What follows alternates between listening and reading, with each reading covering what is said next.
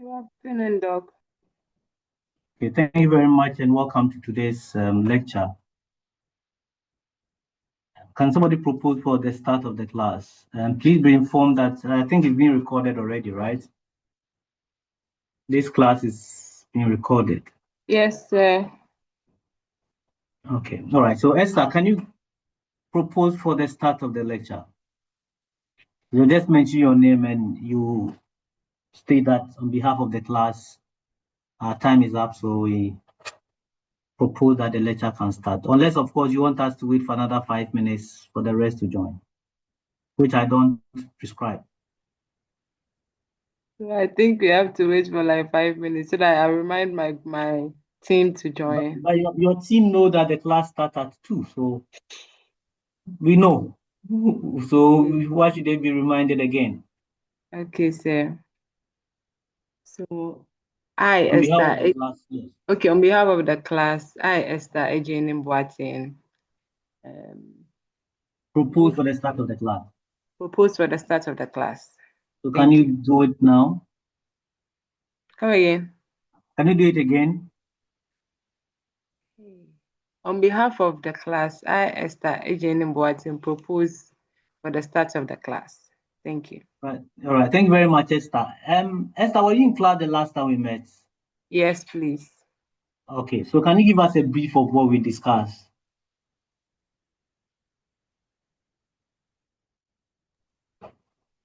Can you give us a brief of what we discussed last I time? think from what I captured was you discussed about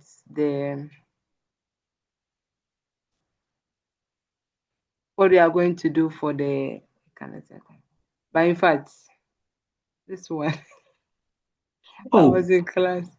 very glad, but you cannot tell us what we did. That's serious. Yeah. That's just a week ago. Patrick, a week Someone ago, can bail me out. okay, then they mention somebody who to bail you out since you are looking for a bail partner.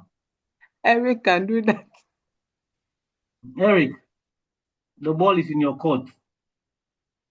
So give us a brief of what we discussed the last time we met. Is Eric online?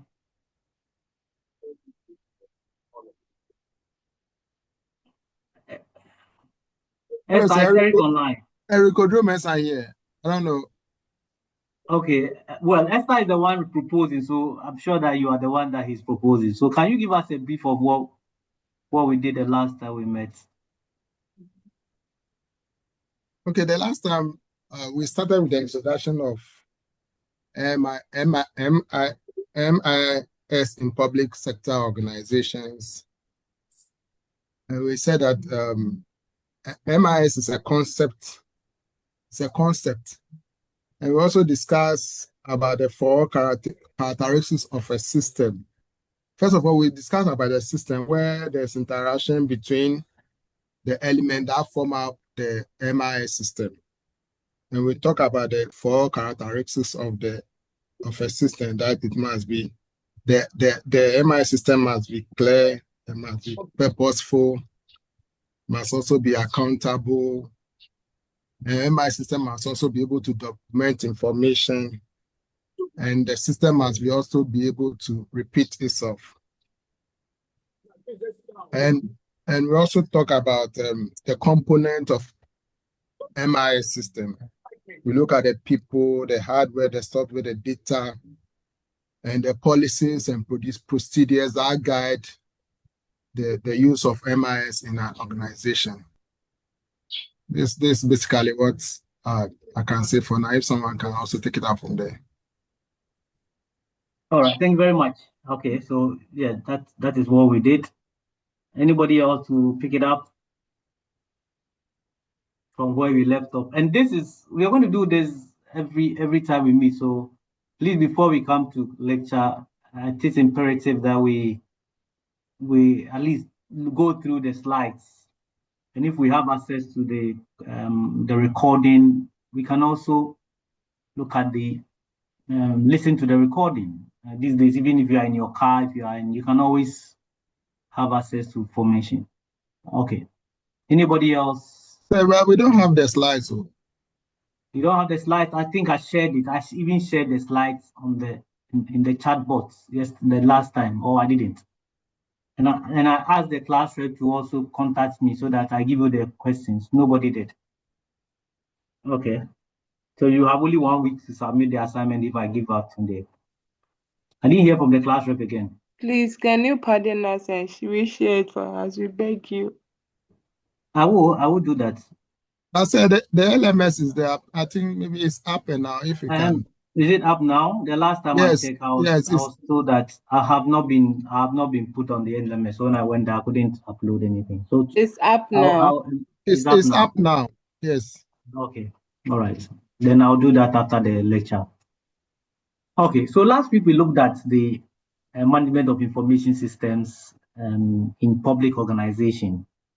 Before that, we had also looked at the course outline, what it entails. This is a 5-week intensive course. So we have 4 hours straight, even 4.5 hours straight. So it's very, very intensive. We should be doing this for maybe 10 weeks or so, but we are doing it within 5 weeks. So there's a lot that we are expected to do. So we shared the course outline, we discussed the course outline, we even voted to accept the course outline as a true reflection of what we are expected to do for this semester. We introduced the concept of information systems, like Eric said, and we also focus on a system. System is the interaction of 2 or more elements or components, or an assemblage of components that work together to achieve a specific goal. And we examined that their role in improving decision-making, efficiency, governance, and delivery of... Yes. Yes. Can you hear me? Can you hear me? Yes, Doc. Okay. I thought I heard hello, so I thought you were not hearing me. So all these, we're doing it within the public sector institution. So the system was defined, set of interrelated components working together towards a common objective. And this, in the information system, include data, procedures, the hardware, the software, the people, the policies, the culture, anything at all that come into the field whilst you are discussing information system. Systems are everywhere. We have the solar system, the human being is a system by itself. We also define MIS as a structured process that helps in collecting, processing, and analyzing data into meaningful information for managerial decision making. And when you come to organizations, public institutions, then that decision will be made by public officers or people with public administration role. The lecture also emphasizes on management. We also looked at what management is. We said management is the act of planning, controlling, administering, delegating. So all these are part of it. Information is processed data. And we also mentioned that data is not just the words, the tests, or data is anything that you do not understand. So if a Chinese man enters this class and starts speaking Chinese, so long as you need an interpreter, so long as you need somebody to explain things to you, then it is data. Okay, we looked at core components of MIS, which included the people, the hardware, the software, the data, and the procedures. The procedures are the policies, the workflows, and the also organizational guidelines. These are central argument that if any of them, if any part of these fail, no matter how good the organization is, it will also fail. And I said that, yes, human being is a system. If you wake up in the morning and even your fingernail is biting you, I'm sure that the whole system, the whole human being would have to attend to the hospital. So you will not be able to remove that hand alone and say, okay, you take Lee to the hospital, I'm going to the office. So you go to the hospital and you have to be part of it. The human factor is very, very, very important because these are the greatest assets and the greatest risk in implementing management information system. And we also mentioned that there are shortage in IT professionals in Ghana public sector. And therefore, if you are doing anything, the need to have information system as part of it. I don't know whether because of my background, but I think that whichever organization, institution that is not using MIS, or if you look at the success of a country, of an institution, of a person, that depends on information system. So no matter what you are doing, whether you are in economics, you are in accounting, human resource, whichever field you find yourself, you cannot do without information system. And if you are not doing well, it means that you are not using information system well. There are several characteristics and objectives of information system. You can look at it from a holistic organizational view. It supports strategic, technical, tactical, and operational decisions. It also helps to facilitate forecasting and planning. And we also stated that every system is within a system. So there's a boundary for that particular system, but every system is surviving within a particular system. You can even stretch the argument to the earth. So if you are not anywhere, at least you are on the surface of the earth. So you are part of the ecosystem of the earth. And the earth itself is also surrounded by other bodies, the sun and the planets. So you see how far you can go. A system is really, really an integrated space. And there's importance of having information system, including avoiding duplication. Duplication is using the same system or using different systems to perform the same function. And my example is the use in Ghana. If you take Ghana as a system, and then we have several identification systems within Ghana. So the same person that goes to NHI to get your picture taken, your biograph, your biometrics taken, your date of birth, hometown, whatever, your name, everything taken at NHIS. That same person goes to another department, and the same information that is taken, you go to electoral commission. The same information that you gave to NHIS is also used at the electoral commission. And each of these are holding huge databases, and it requires a lot of money to run and to maintain and to even to buy. But we are here, 40 million people, and we are using several systems. That is duplication, and that's quite expensive. We also explain what a public sector organization is. We said that public sector organizations are government-owned or government-controlled institution that is established to provide public services rather than for profit. So there are several: the ministry, the health institution, the educational institution, the utility company. These are all examples of public sector organizations. The key characteristics is that every public sector must be accountable to the public because it is public money. The money that is being utilized belongs to the people. So you have to be accountable. But there are several bureaucratic structures within the public service.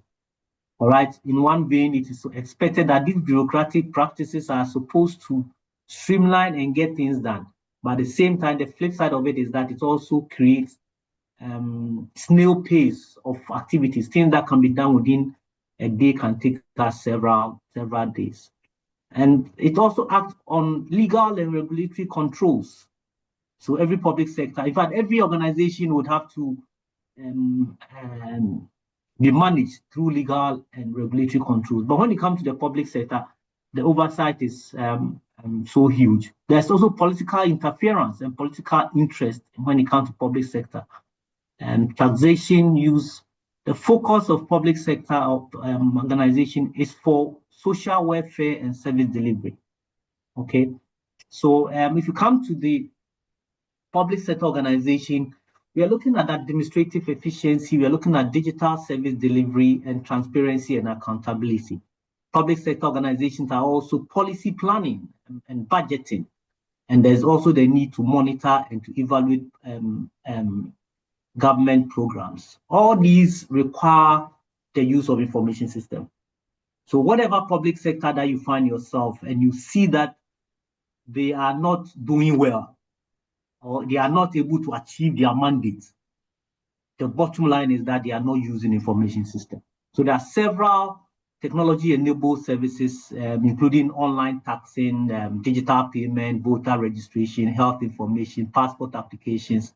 So in Ghana, we have a lot of them. We'll look at them into details. And yeah, so this is about the brief of what we did, not so brief, but a summary of what we did the last time. And there are several challenges also facing public sector organizations as they try to implement management information system. They are resistant to change. Many organizations will resist change. In fact, everywhere around the world, yes, it's one of the key things. People are used to doing something in a certain way. So asking them to do it differently becomes a problem. In Ghana, we have always been the suppliers of raw materials because for time immemorial, that is what the Ghanaian psyche has become.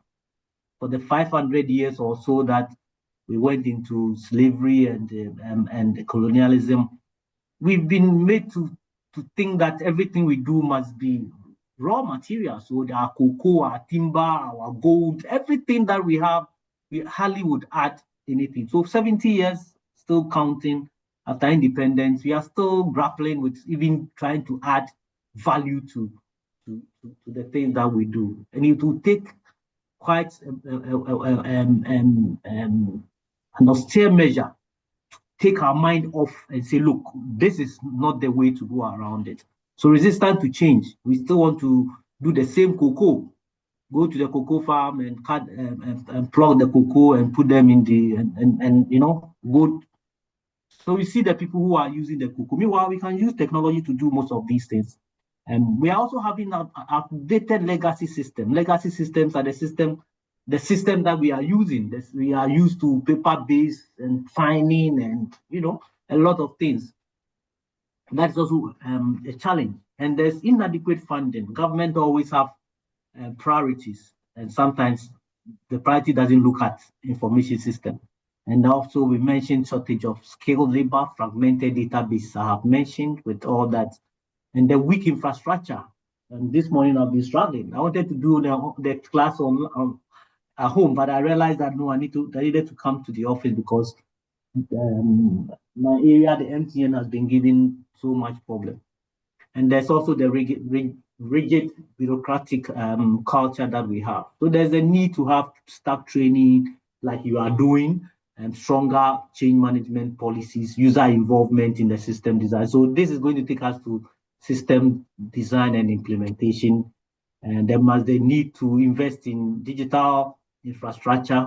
Government is depending so much on the private sector, MTN and the rest of them, but they are business mind. They are not a public organization. They are in to make money. So we need to have effectiveness in MIS to enhance governance, to improve service delivery, to strengthen accountability, and also support evidence-based policy decisions. And that will help us to increase organizational efficiency so that we can drive transformation in government businesses. So that was the thing we did last week. Remember, it's almost a 4-hour or maybe more class, so it's very intensive. So today we are going to our next lecture for today, and I'll be glad if somebody can tell us what our expectations are. What is today's lecture on? What should today's lecture be on? Yeah, who has today's lecture outline?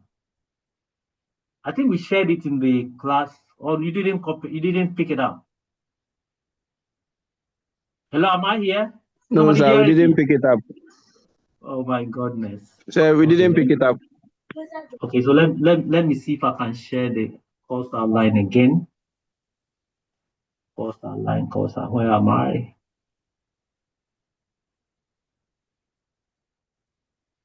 To chat. Okay, so I'm trying to share. Where is it? Document.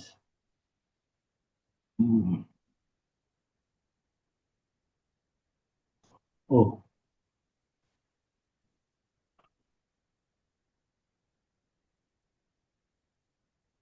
No screenshots. File, okay.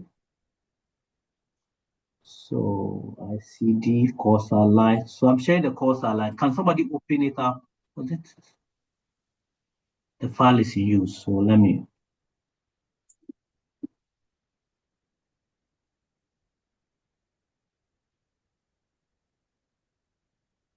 Okay, so I've shared it in the chat box. So kindly pick it up and let's know what are we supposed to do today.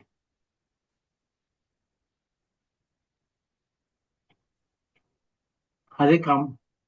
Please go to the chat and see if you can download it.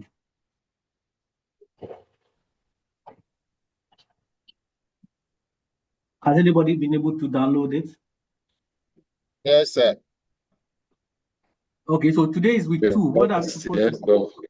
So today we are doing information systems design and development. Okay. Systems development life cycle, requirement analysis, design methodologies, feasibility studies, user-centered systems development, Okay. challenges in public sector systems development. And there are group discussions, Okay. demonstrations, etc. Yeah, thank you. Okay. All right, thank you very much. So today is our second meeting, second lecture. We are supposed to be doing information system design and development. Now that we know what information system is, we've agreed that it is an important part of it. But the information system does not occur in nature.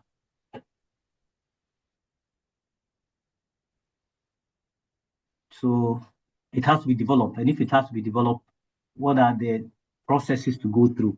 We are not in an IT class per se. We are not in computer science class per se. We are managers, we are economics in informatics. Because of the informatics, we need to understand. So that when those who are actually doing the design are making claims and they are explaining things, we also would be part of the decision making because we understand it. Most of our leaders do not understand. So it's important that we understand, even though we will not be coding, we will not be developing it. But we are part of the system. Before an information system can come, it's a system. So anybody at all that is part of the discussion would have to know what is involved. So our outline today, we'll be looking at, we'll look at introduction, we'll look at information system design and development, a brief discussion in public administration. Whilst we are doing information system design, we need to look at the system development life cycle. And we are going to focus this on public sector ICT projects. There have been a number of ICT projects in Ghana. So we need to go through and see the steps that they went through to get these products in service. That will include requirement analysis and stakeholder engagement in government systems. So what are the requirements? We want to do online passport, for example. What are some of the requirements? So we do requirement analysis. We also do, now that we know the requirement analysis, then we will now go and actually do the system, design the system. So what methodologies are we using to design the system? There are traditional way of doing it, the waterfall model. There's also the agile model and iterative model. And some approaches also include bringing one or two together to become a hybrid model. We also look at feasibility studies in public sector information systems. Then we will have to evaluate some cases of government policies in Ghana. And if you have others also, you can bring it for the discussion. So there are going to be a number of discussions. We're going to have ourselves into groups. So start telling me your group members, and then we'll have some discussion. You can go online and bring this discussion to fruition. Okay, when we are done, our objective is that we should be able to understand the concept and scope of information system design and development, especially when it is in the public organization. And we also expect that we can explain the stages and governance role of the information system development life cycle. It's sometimes also referred to as software development life cycle. This is the question, and my objectives are the questions. So if you have any lecture notes for me, my questions are the objective, because this is what we need to achieve. So if you have achieved it, then you should be able to answer a question like explain the stages and governance role of information system development life cycle. It can be a question that you have to answer. We also will be able to apply the requirement analysis we did and the requirement analysis techniques so that we will be able to identify public sector system needs and then compare and evaluate system design methodologies used in digital government and project. Then this is a question: assess the technical, economic, and operational, legal, and schedule feasibility of IS projects in Ghana, and also have a user-centered design principle in the public sector. If we do all of this, analyzing the institutional and political and technical challenges in government IS project can also be looked at. And then there are real world examples, a lot of examples in Ghana. Ghana, we've done so well in the past, and probably 15 years, 10 years, when it comes to trying to move. We could do better. If you look at countries like Estonia, Korea, and the rest of them, they are using information system, and that is, they are able to move things faster than we are. We are still depending on the agrarian economy. We are still using our hoes and cutlasses to plant. We are not going to get far. We will be working hard, but these days it's not a matter of working hard, it's a matter of working smart. If you keep working hard, yes, you will keep breaking your back and nothing else will come. So this is what we are expected to do in the next 4 hours or so. All right, very interactive class. Any question, any addition, subtraction for what we've done so far? It's an interactive class. So Prince, I think if you come to my class, you need to speak. Prince Maggi. Yes, sir. Were you in class last week? Were you in class? Yes, dog. Okay, all right. Any question for what we've done so far? No, dog. And if there are no questions, then you need to give us a 1 minute summary of what we have discussed. If you have a question, that's good. If you don't have a question, now you understand the things we've done. So give us a brief of what you've picked so far. Dog, in relation to this, what you just discussed or last week. In relation to whatever we have done so far. Okay. Dog. Whatever you have heard so far. Because what we have done last week would still be part of what we'll do today and tomorrow and the next until we are done, until you finish writing your paper. Yes, and getting your A. Okay, let's hear you. So, dog, we discussed about so the course is if you are discussing and students make this, not students, I mean, if you are discussing, it is about something. So as soon as you use the word discuss, the next things to follow should not be about, because about is inherent in the discussion. So let's hear you. We discussed MIS. Okay. And in MIS, we spoke about systems which are various components coming together to make something work. We said the system can be physical or abstract. We spoke about components, things that makes up an MIS system. And we said people, because they have to do the inputting and other stuff. We spoke about the hardware, which is the physical infrastructure. We spoke about the software, which is the digital footprint. We spoke about data, which is the information we are going to input. And then the procedure and policies that guides this MIS system in general. We spoke about public sector, which we gave examples like ministries, government institutions, which focuses on providing public services and rather than focusing on private gains. And we said that in these sectors, we also use MIS.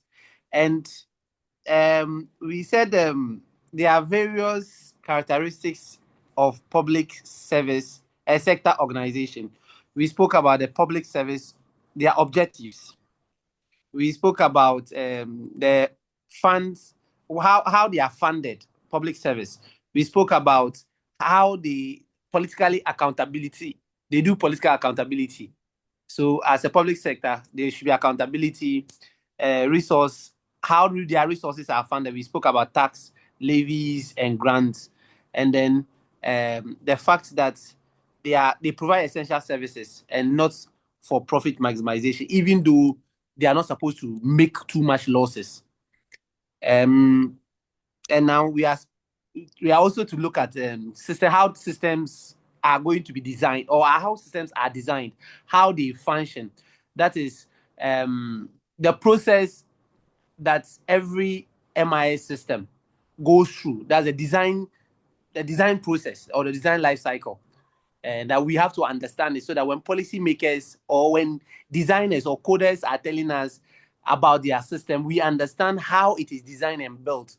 And for that matter, we will understand every aspect of it. So in terms of costing, once we understand how they are designed, built, and operated, we know how much its value should be, what it should do, and how it should operate. And the fact that Africa, we have not really gone a long way when it comes to MIS as compared to other countries. We still use traditional means more than, even though we are adopting the MIS system, some of the MIS systems, but we are not that effective, and that we should try as a country and then push forward. Thank you, sir.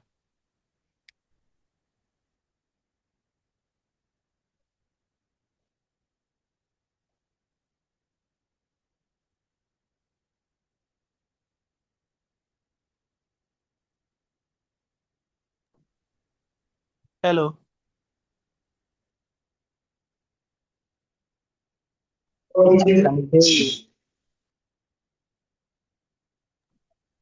I muted myself. Okay, Prince, thank you so much. I said 1 minute, but you're giving us more than 1 minute. That was very good. That was a lot of work put into what you have done. If you have time, come to the office. We need to talk. Okay. Yes, Doc. Okay, Prince. Okay, if you have Doc. time, if you will have time, come around. I All hear right. you, So Doc. we are looking at information system design and development. And information system design and development, these are the structures, these are the processes, the procedures. It's a structured procedure of planning. So if you want to develop an information system, you need to plan. The first thing is that you need to plan, thinking about it, planning, creating, implement it, maintaining it, so that it can support organizational operations and decision making. So if our organization is to run efficiently, and efficiently would help to weed out all the manual processes, because manual processes are not efficient, no matter how you describe it. There's no manual process anywhere that is efficient. And they need to take decisions. So government will take decisions based on this.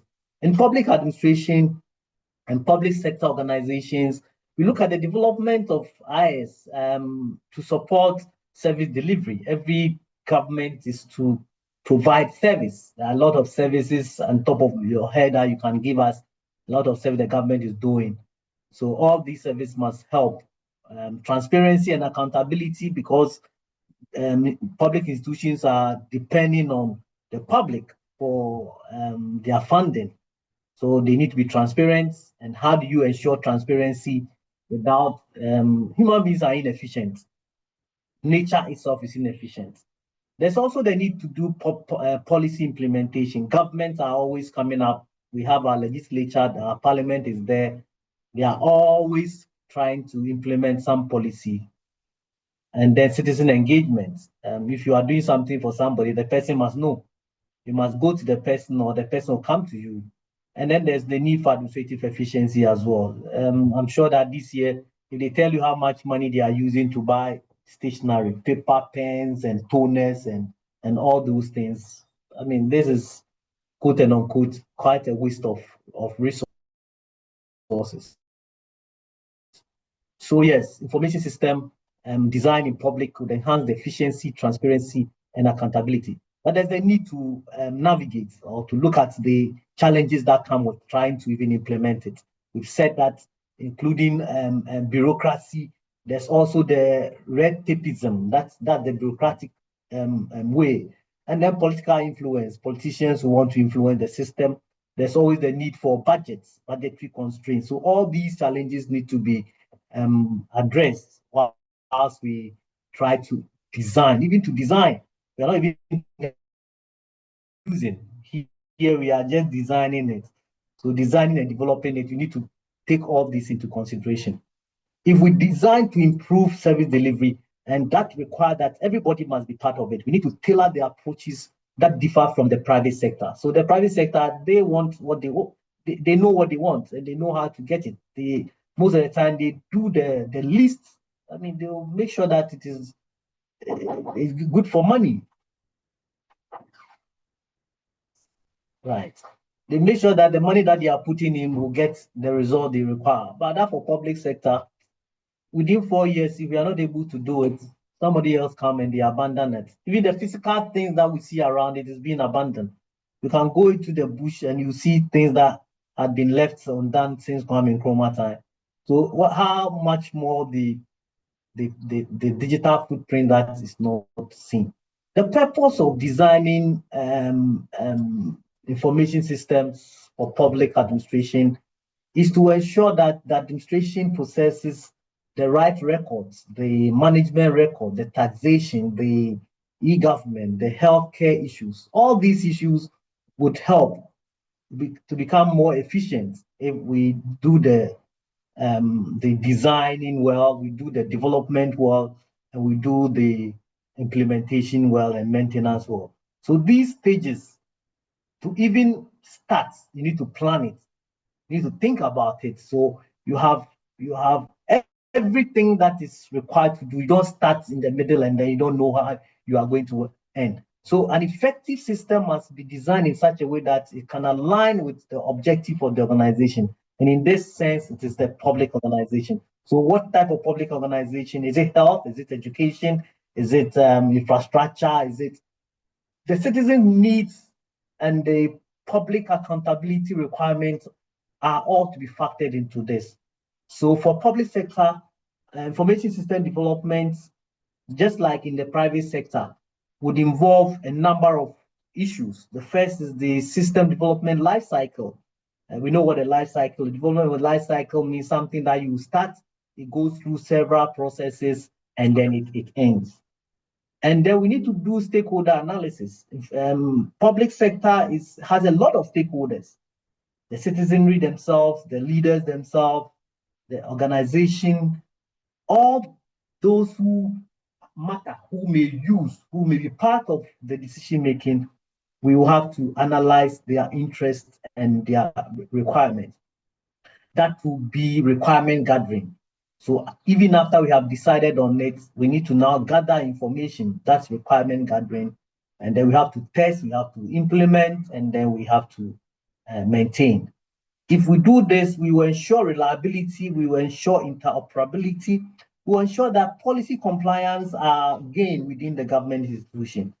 So we cannot develop a system without putting all these systems into place. So there are challenges. What are some of the challenges that can come as a result of even attempting to develop an information system for public institutions? What are some of the challenges we foresee? Yes, Abraham. A lot of you are here with your first name, Grace. Come with your full name, otherwise we will not know Matthew. Hi, Doc. Yes. Yes, Abraham. Okay, I think one of Okay, go ahead. Let's Yes, see. sir. Abraham is quiet, so let's hear you. okay, Let's so hear you. one of the challenges is the revenue allocation for the building these systems, because you realize that You mean cost in our allocation? yes, please. Okay. Yes. In our system, planning towards such things takes a lot. Looking at those involved in the planning and how they are even going to be able to allocate the revenue for such things is kind of challenging sometimes. Those in the positions who need to do that, they will go for meetings upon meetings, and it ends up, whatever is going to be allocated for the planning or for the building of such system, realize that it even goes wasted in addition to whatever they planned in, doing or planning or using during the moment of planning. So cost allocation is a challenge. Okay, all right, that's true. You're right. Cost allocation is a challenge. They will spend more time trying to get per diem and sitting allowance than putting the effort in. All right, thank you very much. Matthew, you can come with your full name. Yes, Matthew, let's hear you. Okay, so my name is Matthew. So that this marriage will be I'll fill that in the chat box. And my Matthew, is that your background? Romans 12, verse 10. So what is happening? Are you in another meeting or in another class? Let's have somebody whose background is not going to disturb. It's a little noise on my area, man. I think it's outside. Yes, sir. Let's hear. Yes, sir. So I said my full name is Matthew Sefi, and my so let's have your full name. Yes, please. I'll edit that soon. But I wanted to give my point, and my point is okay. Give us your point. Yes. My point is not having key KPIs like key indicators that will be measuring progress at specific intervals. So if you have these systems in place and you don't have key points at every interval that you'll be checking and knowing your progress and then non-progress, you are not able to efficiently, even if there's a lot of resource allocated, you are not able to efficiently utilize some of these resources because you don't know what at the end of the day you want to achieve within a particular milestone. And so there must be key performance indicators. Okay. Yes, sir. So we are looking at challenges. So lack of key performance indicators. Who is supposed to do what at what time, interval, and all of that. Okay. Yes, that's fine. That's also very important. Okay. Yes, Al Hassan Abdallah. Yes, Doc. So in the public sector, one of the biggest challenges is resistance to change, where staff refuse to accept systems because they don't want to change from their usual way of doing things. Yeah, you just have to change. They've been used to doing something. They've had their PhD so long. You want to come and change what they are doing. They are not used to the new system you are bringing. They are suspicious that you are going to even take their job from them. Yes, Eric. Yeah, thank you. Yes, Abdallah, can you put your mic down so that? Yeah, your mic. Doc, just as a top up to what Abdallah said, looking at it from a different version, I also think one challenge is inadequate or poor stakeholder engagement, because the systems will be developed for use by people, but too many times the people who use it, they are not engaged, their views and opinions are not even added in the design. So you end up designing the system, the people don't understand how to use it, or they don't even appreciate how to use it. That is how come some of them will put up attitudes of resistance to change in using the system. Thank you. Very good. Very great points. Thank you, Eric. Yes, another great point. That is why it's important that we understand. So when we understand, we are managers, we become presidents, we become directors, we become leaders in our organization, we will know that we have to bring everybody on board. Stakeholder engagement is a very critical issue. Yes, Joseph. Yeah, Doc. Good afternoon. Yes, Joseph. Good afternoon, Joseph. Because one of the challenges is internet connectivity. Internet connectivity. Where you want to access information from the public service, or you want any service from the public, and then you will be waiting all day. They will tell you the system is not working, all of that. Yeah. So Ghana, that is infrastructure. The infrastructure itself, we are depending on private sector. Meanwhile, the government says that government services are for it's not for profit. Okay, all right. Thank you very much, Joseph. Yes, Prince.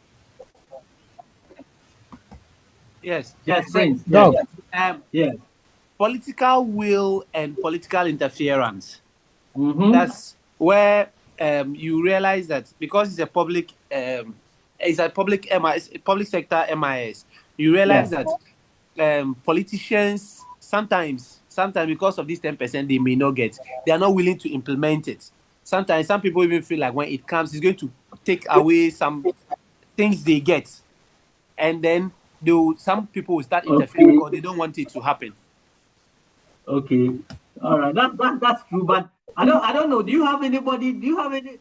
Is it when you are making a public statement, you need to put your allege, because unless you have, of course, you have a proof of anybody taking 10%. Do you have? I don't have a proof. Do you have a proof that somebody's taking 10%? That is Dog alleged. Okay, all right, then that's alleged. Okay, you heard it. You don't have any proof. All right, thank you very much. Jennifer, you want to make a point again? Okay, so you can put your hand down. Yes, Prince and Joseph. Hello, Doc. Yes. Yes, Doc. I want to add Doc. up to the one who said internet connectivity. I think it's not even the fact of internet connectivity. The issues itself, whatever information you need here in Ghana, you have challenge accessing it in the first place. The education is not there. So we the citizens, there are so many things that we should know, or there are so many informations that I think that should be accessible by us, but then they are in the first place not there. You roam on the internet to search and search and search, and then you will never find those information. So the availability of information itself is a problem, not even the internet issue. Okay. All right. So in addition to the challenges, the internet is also not there. Now at this point we are trying to develop the information system, the processes, the procedures, the actions around the building of it. So we haven't even gotten to where the information is on the system already. But I agree with you. The information to be gathered to even do the work you require, it's not there on the internet. And if you're going to rely on people, word of mouth and observation, that might take a long time. Thank you very much. Priscilla, right? Okay, can we move on? Ohiniba, Prince. Okay, Doc. There is also this problem of lack of skilled personnel to manage these systems when they are implemented. Yeah, lack of skilled personnel. Okay, that's fine. That's also important. So bringing it as part of your now economics has now come, economics with informatics. 10 years ago there was no project like that. Now we are adding it to it so that because you guys are going to be the one to manage the affairs of the country. So you should understand that when they come to you or you even know that look, if we do this, we can be able to cut costs and get things more efficiently done. All right, thank you very much. Can we move on? Or if you've made your point, you can put your hand down, Hineba. And so let's have Peter Asibi or say Asibi and then Brown. Oh, more people want to speak. Okay, that's fine. Hello, Doc. Yes. This is Peter. Yeah, Peter, yes. Please, my point I want to raise is about data manipulation. In most public institutions, there's much data manipulations involved. So if you are an external body and you want to rely on some data some institutions have put out there, you can be misled. That is one. And if new management come and they want to look into documents that was left for them, that one to data manipulation might mislead them. In every public institution, they want to look good in whatever they are doing. So sometimes most information they put out there is not the actual thing happening. So there can be information you can access, or new management have come, they want to continue from where the previous left off, and they can be misled. So I can see that there's some challenge in there. Okay, so there'll be challenges. You are now going to build. The information you need to even help you to build, that information has been manipulated, according to Peter Osei SCB. Okay, well noted. Yes, Brown. Brown. Look. Yes. David Brown. Okay, so mine has to do with the governance of MIS. Can you hear me? Yeah, we can hear you. Yeah, no, can you hear me? Yeah, we can hear you. Yes. Oh. Yeah, so I want to take it from the perspective of the governance, in the sense that before an organization is given the accreditation to run that, they need to have this data, they need to be compliant when it comes to data protection. So there are some, because it's data, if it's on information on people's health, people's finances, financial data, and all of that, it needs to be binded in a way that there's some form of confidentiality and then data protection, so that in case there's any cyber attack or any cyber security breach, at least there should be a backup solid enough to make sure that the data of people are protected. So if all of these infrastructures are analyzed by the governing body and they realize that, oh, you do not have the full capacity to run that system, I believe they were not going to give you the chance to set up the IMS system in your, all right. in So your organization. now And that could be. Go on. That could be. Go on, please. Go on. Go ahead. That could be a major challenge. So. All right. Yeah. Can you hear me? Yeah, we can hear you. Can you go ahead? Go ahead. So We can hear I'm you. trying to say that if the governing body assess your infrastructure, your capacity, and then realize that you are unable to the information of either clients, consumers, whoever they are, you are unable to protect their data, they are not going to give you the license to even operate or set up an IAM organization. Okay, all right. But at the back of our mind, we should know that we are now developing the system. We want to see the challenges that that we will face as we develop the system. We are not thinking of developing the system. We will look at implementing the system. We'll look at using the system. We'll look at managing the system. All right. So at this level, all the things you're saying is right. You are on point. Just I want us to focus our attention on the challenges that will come about as a result of even developing the system, designing the system. These are the challenges we are looking at. But it doesn't take away from, it's part of it because it's a whole system we are developing. So anything at all that comes to the field will be part of it being successful or not successful. Yeah, Prisla, I still have your hand up. Hello, Prisla. Yes, so. Yeah, you still have your hand up. Yes, please. Please, okay, go ahead. Yes, please. I also want to add that we could also look at a challenge of sustainable energy or power infrastructure. Because in this era of so if the public organization or the institution doesn't have a sustainable energy infrastructure, the system might not work since it is linked to energy, which is electricity. Okay, very well noted. Because MIS depends on power, depends on electricity. So where there's no electricity, then nobody can hold anybody responsible. Yeah. So that's right. Okay, so there are several challenges. You've enumerated several of them. So legacy systems, there is a way of doing things, and those ways it's very difficult to push other people out of it.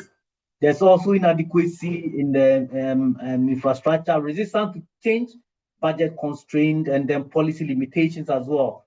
And of course, there are limited technical expertise among public sector employees. Because for public sector, you hardly get people sacked. The person might have done something really, really, really bad to get sacked. A lot of people may, if it's in the private sector, what people do there, they won't even stand 1 month. They'll go. So these are some of the key issues: legacy system, inadequate infrastructure, and inadequate infrastructure will bring in the energy issue, the internet issue, and all that. The poor policy, budget constraint. There's not enough money to go around, and somebody say he's hungry, and you want to go and develop a software that he cannot see. So for public sector information system to be successful, there's the need to have project management. So before we start it, we have to have a project management. That project management will come with skills. So it's not political expediency. It's not who you like or you do not like. You need to put together a project management committee.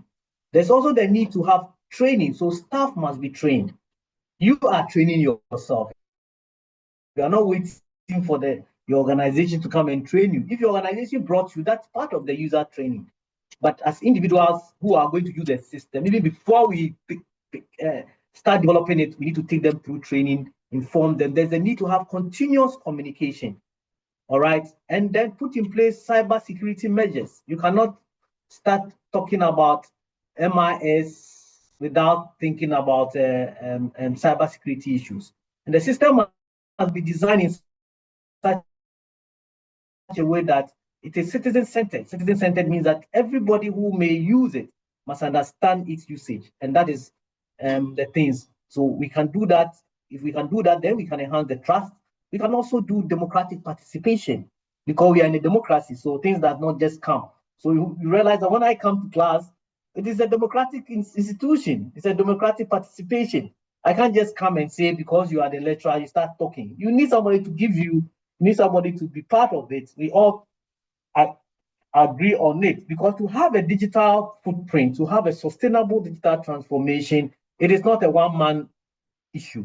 It's not one person who is skilled that can make it successful. No matter how knowledgeable and how skillful you are, if you don't bring everybody into the pot and explain things, continuously communicate so that they can also express themselves, their challenges, you do it. You build a system and it is not going to be used.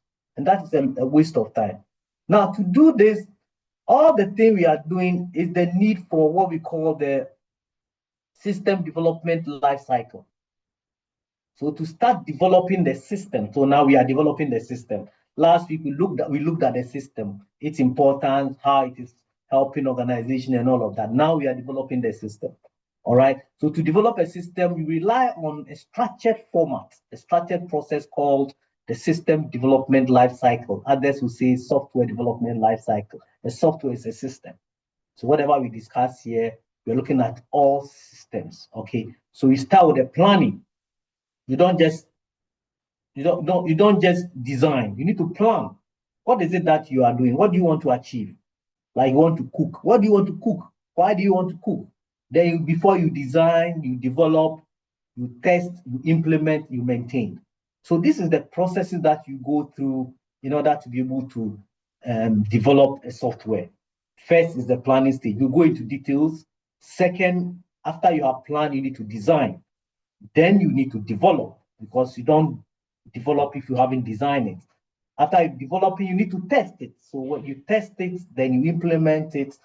And then once it is being used, you keep maintaining maintenance. So this will ensure that the system meets organizational needs. It also will meet user requirements. It will work efficiently and effectively. So if we use the system development lifecycle, and at this level, you should know the system development lifecycle. It will provide the basis for all the variations that will come. People think we should do it like that, others think we should do. So find a way to bring everybody into the discussion, because there's a lot advances in information system now automating linear sequence of the stages, and there are several software development methodologies that we'll look at into details. And you can prototype. Prototype means that yes, you do something small to show them, and then when they understand that, you can scale it up. There's also the need for iteration, where you don't say, I am the person with the skill. I have developed the software for you, go and use it. That is not iteration. So there's the need to bring everybody in so that each activity will be informed by information from the members or the stakeholders. So these are the 6 stages: the planning, the analysis, the design, the implementation, testing, integration, and then the maintenance.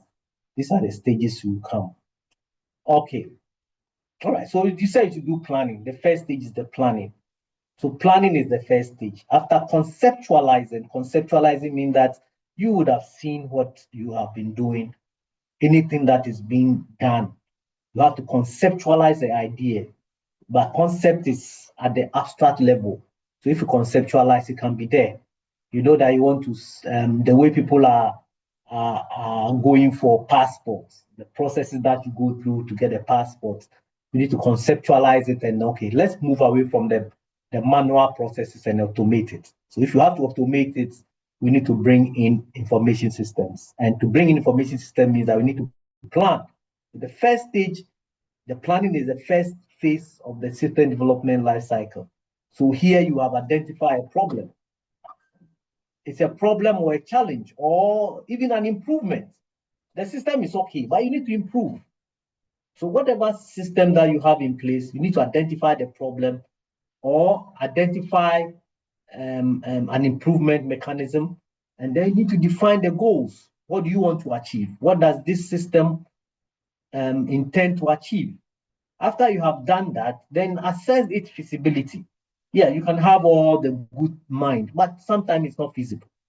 And the feasibility, there are several levels of feasibility. Feasibility in terms of cost, in terms of technology, in terms of interest. So there are several feasibilities that will come. If you develop a system that the people they cannot use it. So you built it, but they cannot use it. So it's not feasible. So there's a need to do all these feasibility studies to determine the resources that are required for the development. So if you start developing and you don't have the resources, enough for information system, you can, it's like a pregnant mother. Whatever you do, whether you are ready or not, you give birth. So the child is not waiting for you to buy all the things that is needed. If you start developing an information system, you need to finish it. If you don't finish it, all the things that you have done will become wasted. So that is the planning stage. So when we go to the planning stage, we said you should identify the problem. All right. So problem identification is the first point of call. You need to look at the existing organizational challenges. So you are in a particular organization. What are the organizational challenges? What are the inefficiencies that you have identified? If it's service delivery, what are the gaps in the service delivery that require an information system solution? So you identify the problem by looking at the problem, by talking to people. What are some of the things what is the objective? There must be a clear goal, a clear outcome. There must be system scope. You can't do everything. So there must be system scope, there must be performance target. Somebody mentioned KPI. There must be key performance indicators that the system will do. But all these must be aligned with organizational needs and its strategic priorities. So if you don't have a priority, the organization doesn't have a priority, you have no business going in there to even think about implementing an MIS. So establish clear objectives. If they don't have it, you need to help them to do it. Some people today know, but it's not written. It's not documented. But if you go to government institution, every government institution has a policy, a law, a legal basis. So if you go through that legal basis, you will know how or what their goals, their outcomes, and their processes are. And then you now can have a clear idea as to what you want to do. So after establishing the objectives, identify the objectives, looking at identify the problems, and then defining the objective, then you need to do stakeholder analysis. Stakeholder analysis of key stakeholders. Identify the key stakeholders. So the management, the employees, the government agencies, the citizens, so that you can determine their role. Some of them, even if they are spectators, some of them, if you go to the football, if you go to the stadium, it is not just the players. The spectators are part of it. So that's also a system, right? So they have their role to play. What are their expectations? And what are the system requirements that are needed to be able to help them achieve their expectations? All these must be determined. Then you need to plan the resources. Like I said with the example of our mothers, so long as the woman is pregnant, the resource planning must be there. Start to determine the financial, the human, the technical, the time resources that are needed so that you can have successful development and implementation. If you develop and you don't implement, still back to the same way, back to square one. All right. So there's a need to plan. You need to know how much is involved. And sometimes it doesn't come cheap. You need to make the money available. So it's not like I want to build from Accra to Kumasi, three lanes to go to Accra to Kumasi. Meanwhile, we don't have money. We don't have the money. So we do it in the middle, then we stop. And then the rains will come, and then we have to go and start all over again. In system development, no. Because by the time you finish, if you stop for a year. By the time you want to pick it up, the technology that was used to start has even gone, has become obsolete. Because technology is moving very fast. So some of the things you may have to subscribe for 1 year, for 2 years to do it. And if you wait too long, so resource planning is very important. Then when you are done also, you have the deliverable after going through what we just talked about, after looking at the problem statement, defining the objective, looking out for stakeholder analysis and resource planning, you have a deliverable. The deliverable is a project charter. So you don't just discuss it, you have to document it. So the project charter will be the formal document that is authorizing the project to be made. So that will outline the project objectives. Of course, you have done it in the first instance. It will also identify the stakeholders. We've discussed the stakeholders, then define their stakeholders and their responsibilities. Then you can now have an overall direction of the project that's supposed to be built. All right, so that's the first deliverable. You have to document what is required. It will also help us do what we call the scope statement. The scope statement is part of the document that will define the boundaries, because you cannot do everything. So if you want to do what do you call them, the driver's license, if you go to the DVLA, there are a lot of activities that goes on there. So which part of it that is the system supposed to do?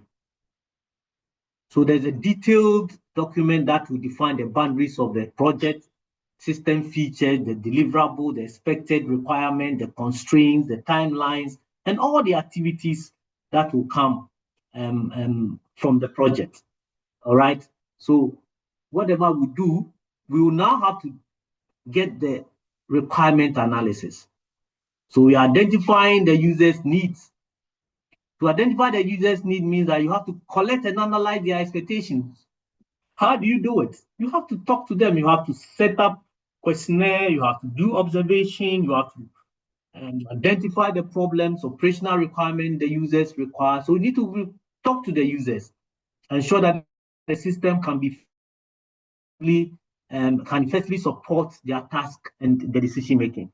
Then you will be able to determine the functionalities. So now gradually you are moving towards a point where you can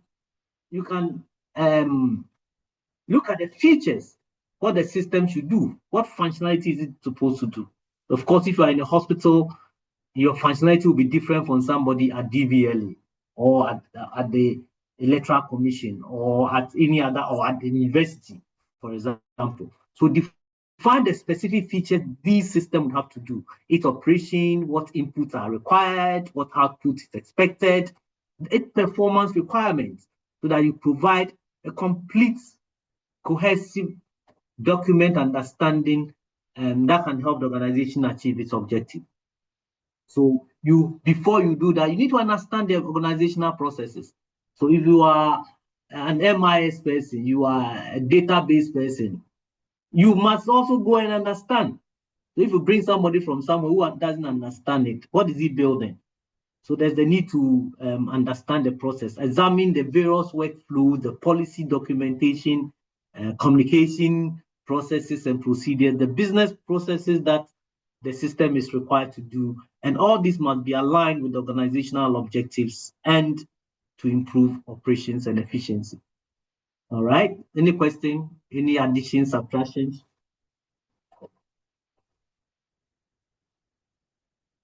Any question?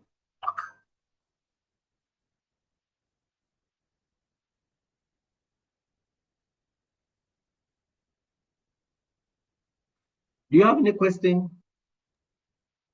No question, Doc. I think you can. No question from your end, right? Or you're talking for everybody? From me, my end. From your end. All right. So if there's no question there, you give me a brief a brief summary of what we have done. Bismarck, your line, why do you have just Bismarck? Can we have your full name here, please? The last time you told us that where you are, your network is blah blah blah blah. Today too, the same thing. I had to rush when I realized my data network was having a challenge at home. I needed to rush to the campus. Yeah, is Bismarck here?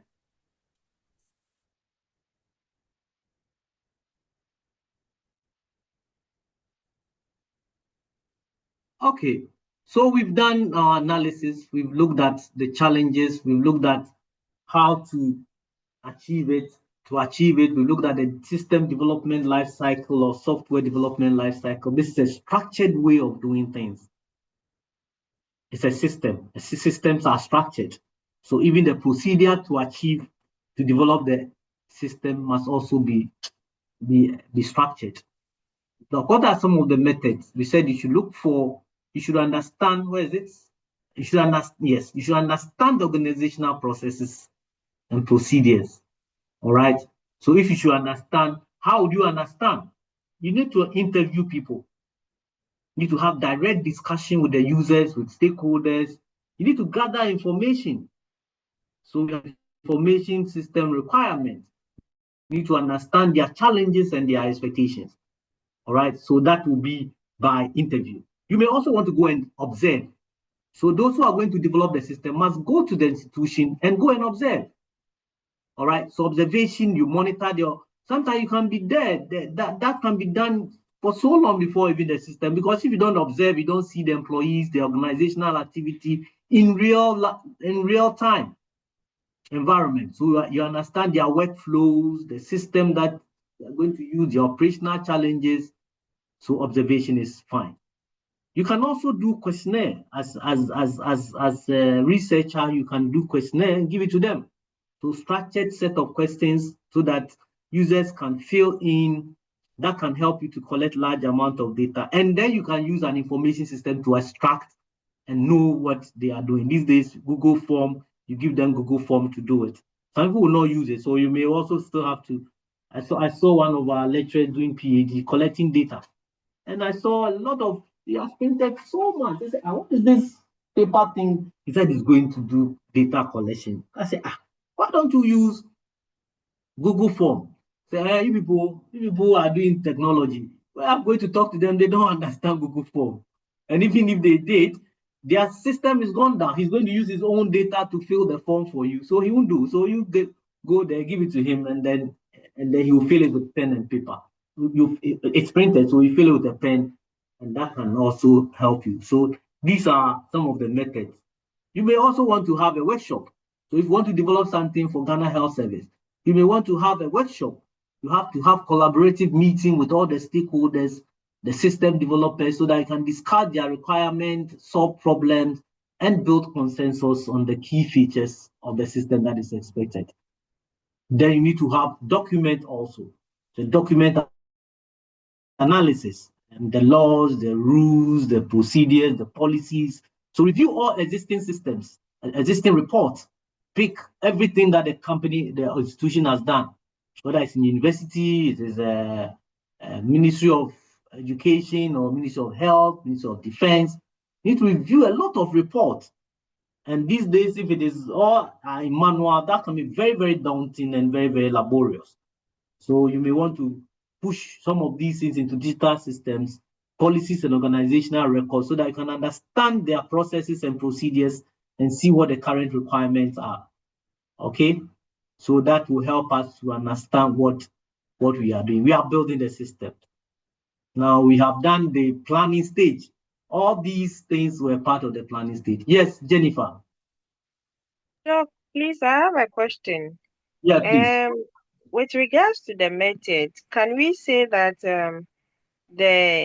for instance, the nurses or the teachers, these licensure examinations that they write can be a method or a form in which they can use in collecting informations with regards to whatever they have, and then to use it to build up a system for them to meet their expectations and challenges? I'm not sure. After for the teachers licensing of examination, I think it is a way to inform policyholders or to assure stakeholders that these people finished school last year, last 2 years, last 3 years. Today they are still relevant. Their education is still relevant. Their information they have is still relevant. So, how do you prove it? So to prove it means that you have to write exams. When it comes to system development, and you are developing something that the teacher will use, for example, if you want to help secondary school students to be able to use some information system, LMS, learning management system, the teacher herself must understand the learning management system. He must understand. At the university level, the same thing. And it's not because you are an IT person or you are an MIS person. Every system is unique, so you need to be trained as to how to use it. All right. These days there are cars, but how did we start learning cars with a manual system and things? If you buy a new car, you have to be taken through some manual processes. So it's quite different from the licensure examination that they are writing. If they can put in that also, that will be fine, and they are going to use it to help developers for educational system. That will also be fine. That's all part of information gathering and analysis. All right, but the objective of that and building the system is quite different.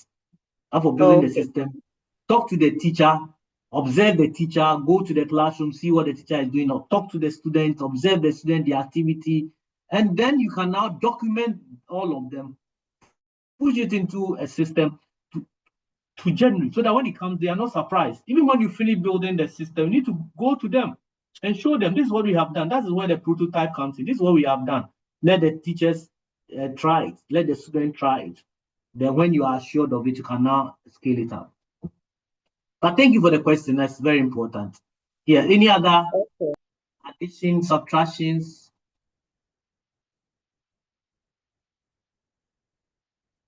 Some people have not spoken here. Kinfred. Kinfred, is that your full name? LP Rich Accra? Is Kinfred here?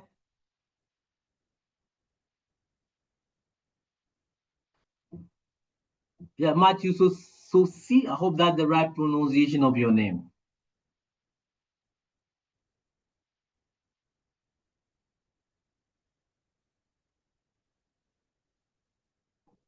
Okay, so now we have gathered the information that is required. Now we are going to design the system. So designing the system is also part of the software development lifecycle. We just stated that it's a structured way of doing things. It has components, it will have interfaces, it will have databases, there will be security mechanism that are planned, that are modeled so that we can meet the organization and user requirement effectively. So you design it. And if you are going to design, then there are components. What are some of the components? So design activity would include a database. What's a database? So you first have to have a database. What's a database? What's a database?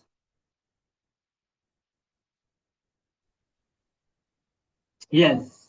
And you have your phone, you have your laptop or that you are using. So you don't have to just type database and let's get the definition. Yes, Esther.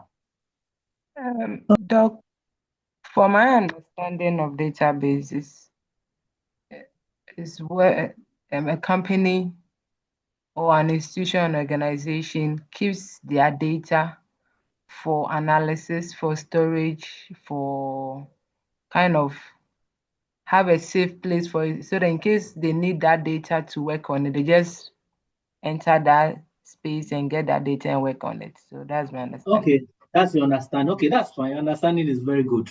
But in academia, we want you to give us a reference. According to this person, according to this database can be defined, and then you are speaking academically. All right. After what we know in our heads, Yeah, hello. that's fine. That's good. Yes, that's good. But we want you to speak academically. All right. Yes, Abraham. Yes. So, Doc, according to AI overview. AI overview, okay. Database is an organized digital repository of structured or unstructured data. That is by Wikipedia. Thank you. Okay. Wikipedia is the same as the AI overview. Hello? Yeah, hello. Yeah, that's right. You're fine. At least you've given us digital, you've given us organized. You've given us repository. So yes, you are online. Yes, Inusa. Yes, a database is a tool for collecting and organizing information. And this is provided by Microsoft. Oh, he didn't say electronically. Pardon? He didn't add electronically or digitally. No, please, it didn't. Okay. All right. Any other? Yes, Priscilla. Okay, so according to Oracle, a database is an organized collection of structured information or data, typically stored electronically in a computer system. Okay, so that makes it comprehensive. A database is an organized collection of related, so it must be related data stored electronically. So these are very critical points. So when you have a question to explain what you may not be asked at this level, nobody's going to ask you what is a database. I mean, it's not going to happen. We'll give you a question and then you have to bring in that database and explain to us. So our questions are going to be more application of the knowledge that you have acquired. So it must be organized. It must be a collection of related data. So if you go to Ministry of Defense and they are collecting data, they may not be collecting data on education. Their data will be different. So the data they are collecting must be related, and it must be electronically stored. So you are storing them on your computer or these days in the cloud.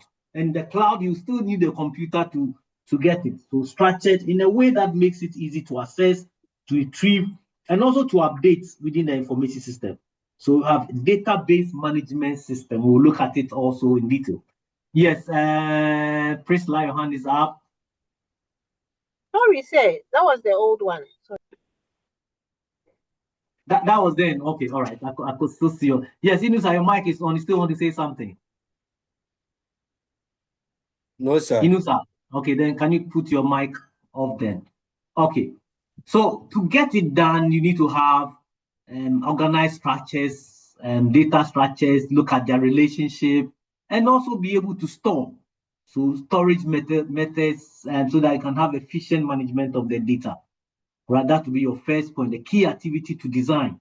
Because if you are designing, where would the information that you are collecting, where would you keep it? Okay, so if you ask somebody to go and you've ordered for water in Ghana, probably water is one of the key things. So if you order for water, they'll bring the tank. But if they bring the tank, you must have a receptacle.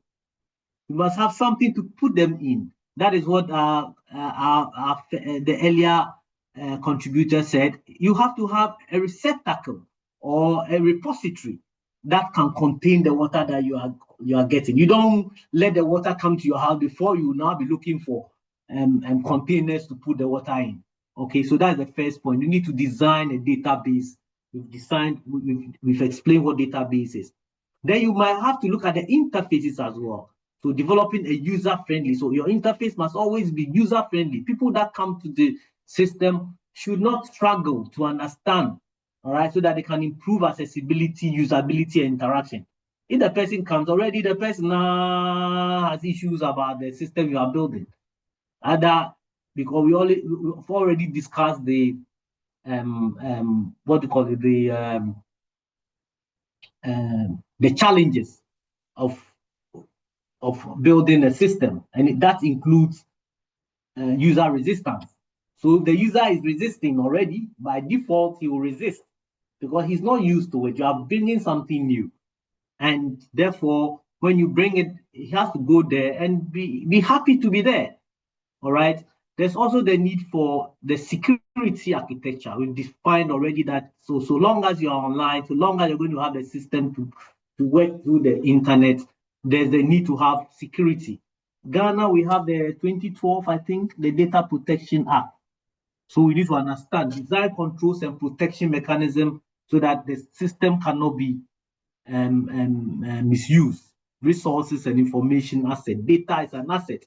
Your data, your name, your index number, all these are assets that the information must be protected so that nefarious people will not come and mess it up. All right. Then you need to also have a process modeling. Now that you know the security, you have seen the interfaces, you already have a database. Then what is the process? What is the procedure?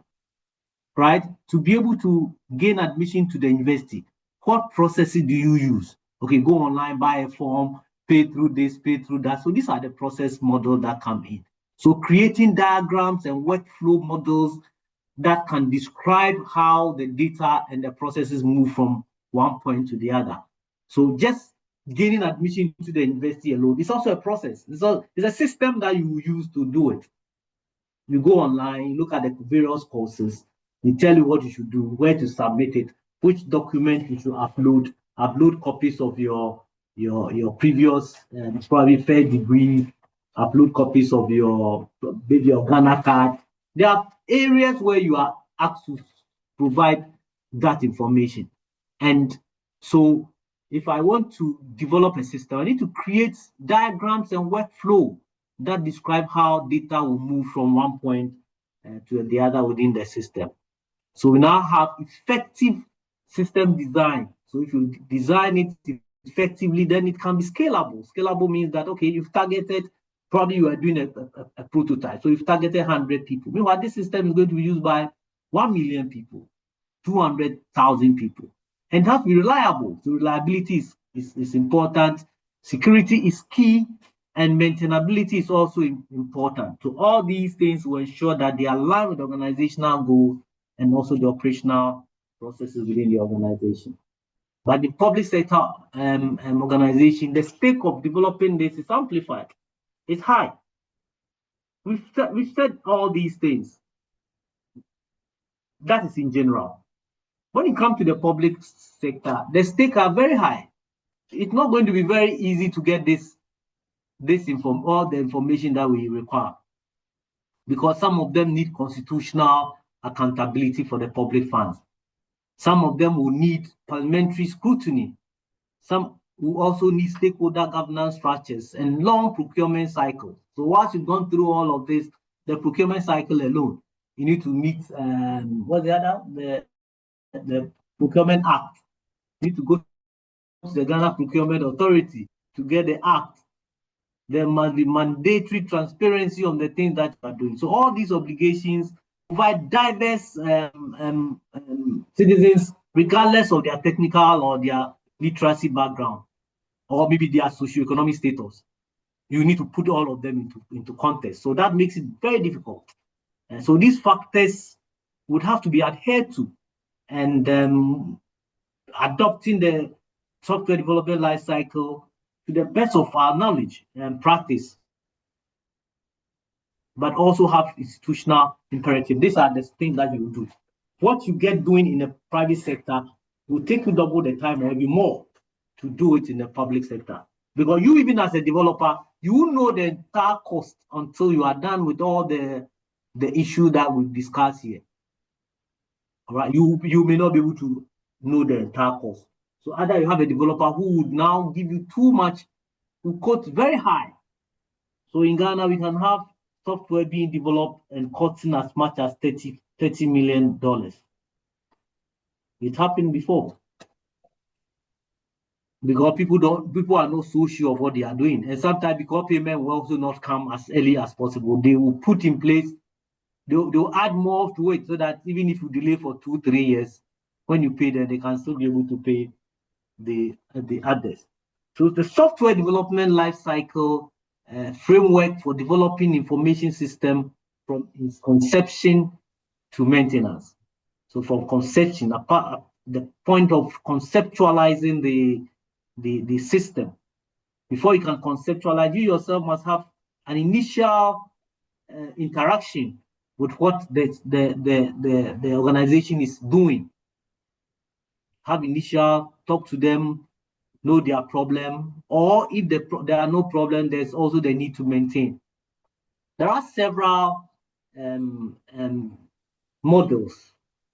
There are several models. We are not IT students. We are not IT professionals, so we are not going to go too much into details. But the most common ones are the waterfall model, the agile model, the spiral model, prototype model, there's an iterative model. There are others like V-shaped model and the rest of them. But we'll take the first two. I think the first two would suffice at our level because most of the things that are being done are using this thing. So depending on the need of the organization and the project complexity, you may pick one or two, but all of them can do the job. Just that the details will be different. And sometimes it also depends on the skills and the knowledge of the people who are developing it. So these are the top software development model that can be used. We mentioned the waterfall model, the agile model. The agile and iterative seems to be very close. We have the spiral model and then the V-shaped model. And then the big bang. The big bang, they would finish the job and bring it to you. So after designing the system, they bring and they are installed. All of them have their advantages and disadvantages. So let's try and see if we can go into, you can go them one after the other. So the first one, the classical model, or maybe the traditional model, is the waterfall model. And the waterfall model comprises 6 stages, 6 sequential stages. So you have to do one at a time. It's a traditional, it's linear. If it's linear, it means that you have to do one thing, finish that thing, and go to the second one.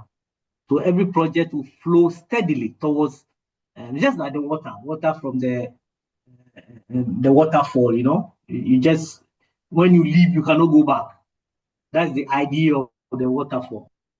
As soon as you finish one phase, you are done.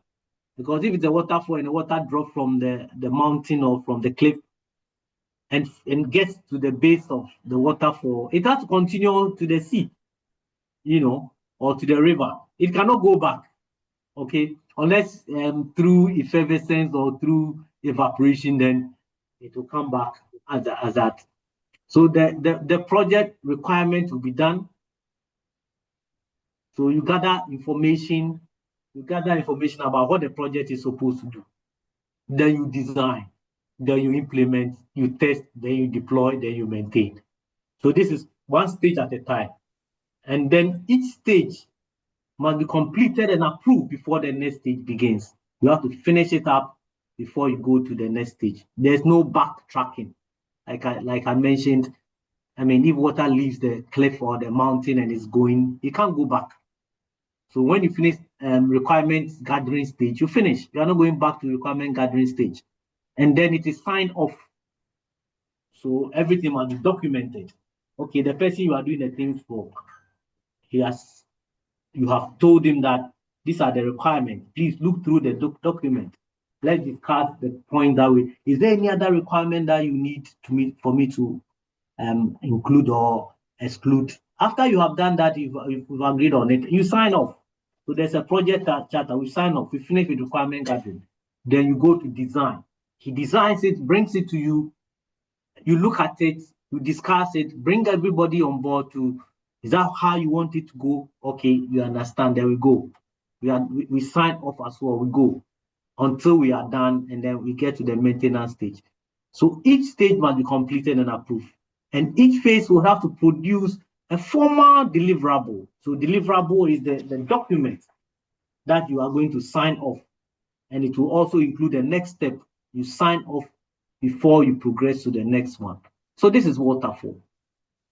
This is a figure of waterfall. So requirement gathering and analysis stage, you do it.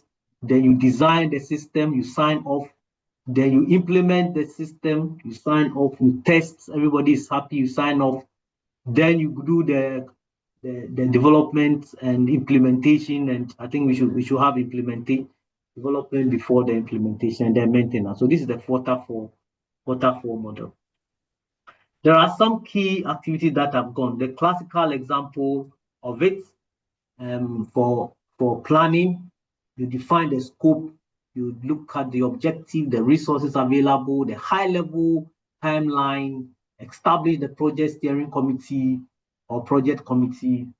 Then if it's in the public sector, look at the people who may be involved. You may have cabinet ministers for authorization and alignment with national ICT. You may have multi-year budgeting cycle.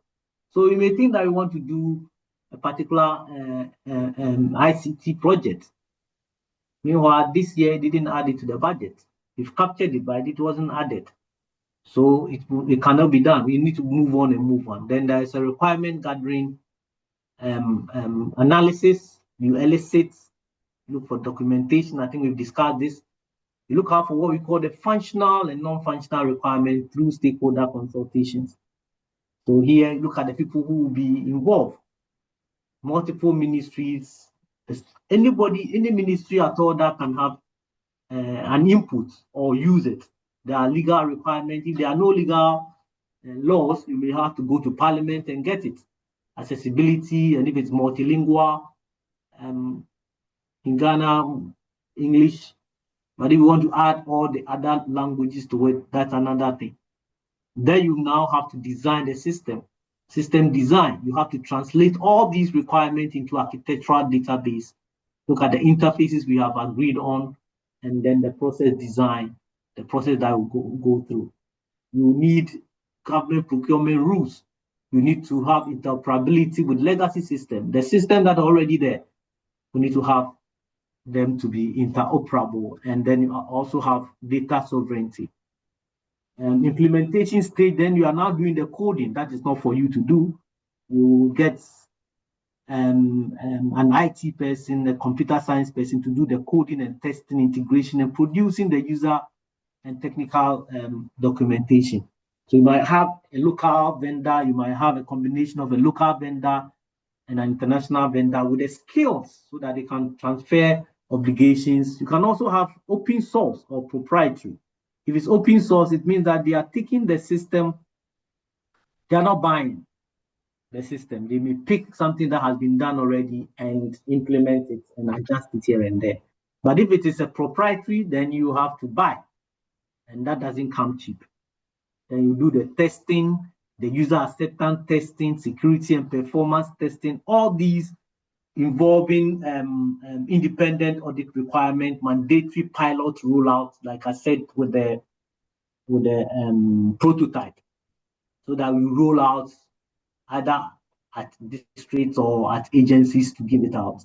Then when you are sure of all that, you go live, you deploy and maintain and do post-maintenance review, ongoing support, and then you can now be able to do change management if necessary, and then you can have the public budget sustainability for maintenance and all of that. So these are the stages that the waterfall go. So after planning, you are not going back to the planning.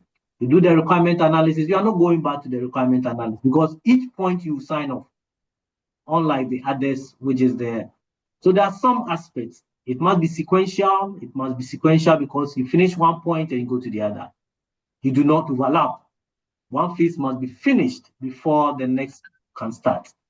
It has a very rigid approach, all right? Because it is difficult to change requirements. Once the development has begun, there's no way of changing the requirements. And therefore, it's unsuitable for projects where the requirements are not well defined. Many of the projects, the requirements are not well defined. And sometimes there's also what we call the scope creep, where the person says that this is what I want to do. Once you start doing it, then he has a change of mind. Oh, can we add this to it? Can we add this to it? You keep adding. So for developers, waterfall model is okay. Because when you finish the planning stage, sometimes each stage you give payments. After the planning stage, we finish, we sign it off. So pay me, let me go. Then somebody can even pick the planning and go and give it to somebody else to develop it. So planning stage, we finish.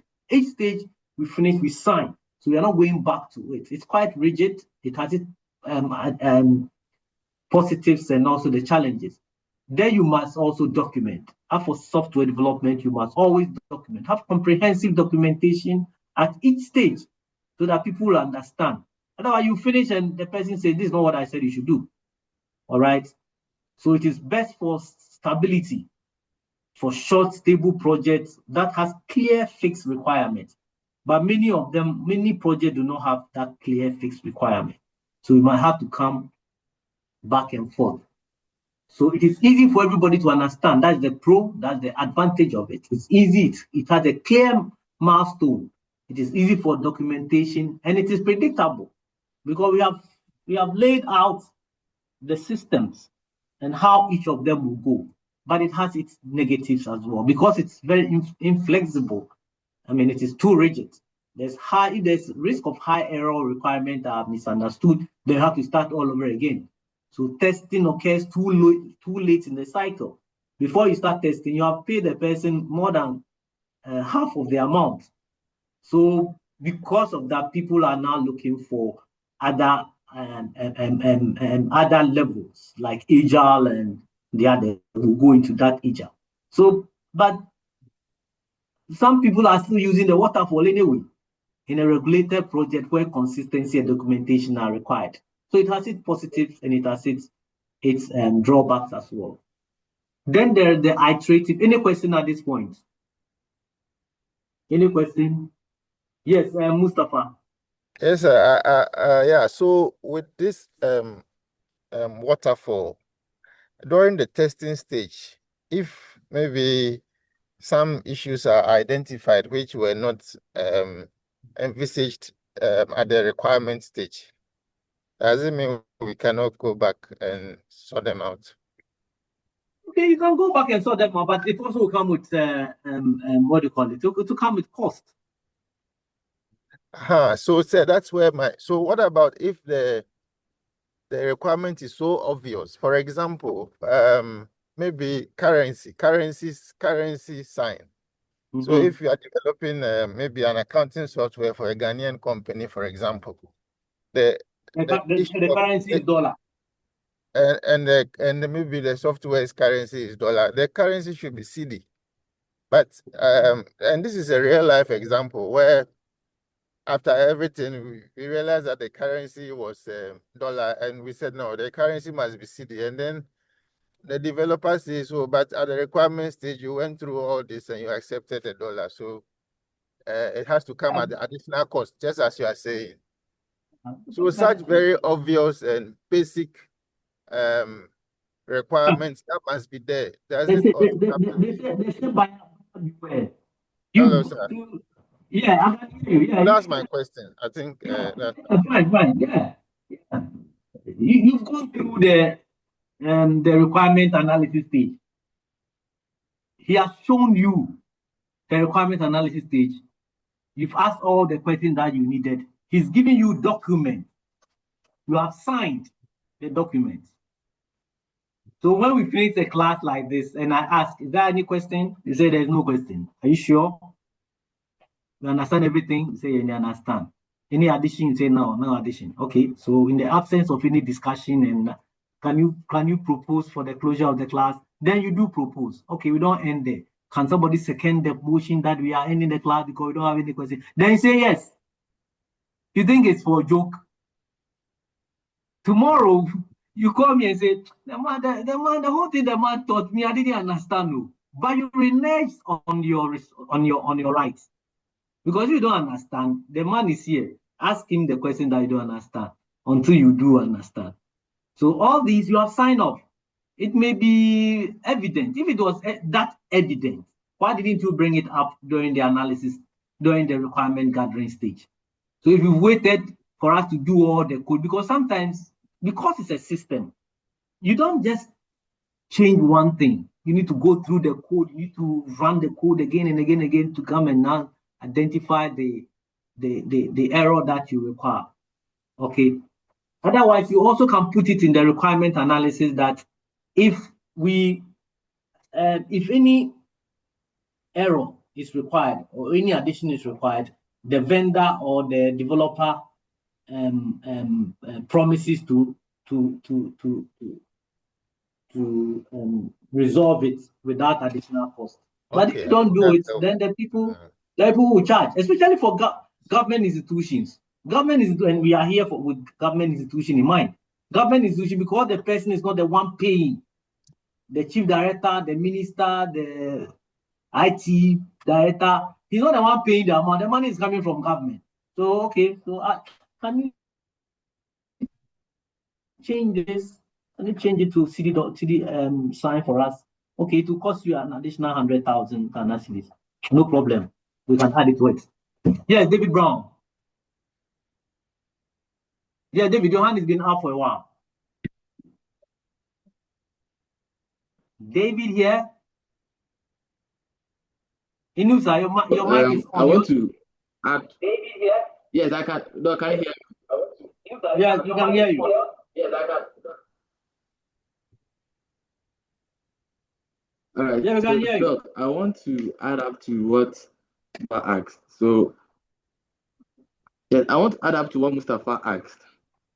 Quite recently, I jammed on a project that it happened to be that the requirement was gathered, the stakeholders, the vendors, everybody was on the call when the requirement was being gathered. However, we did a UAT test.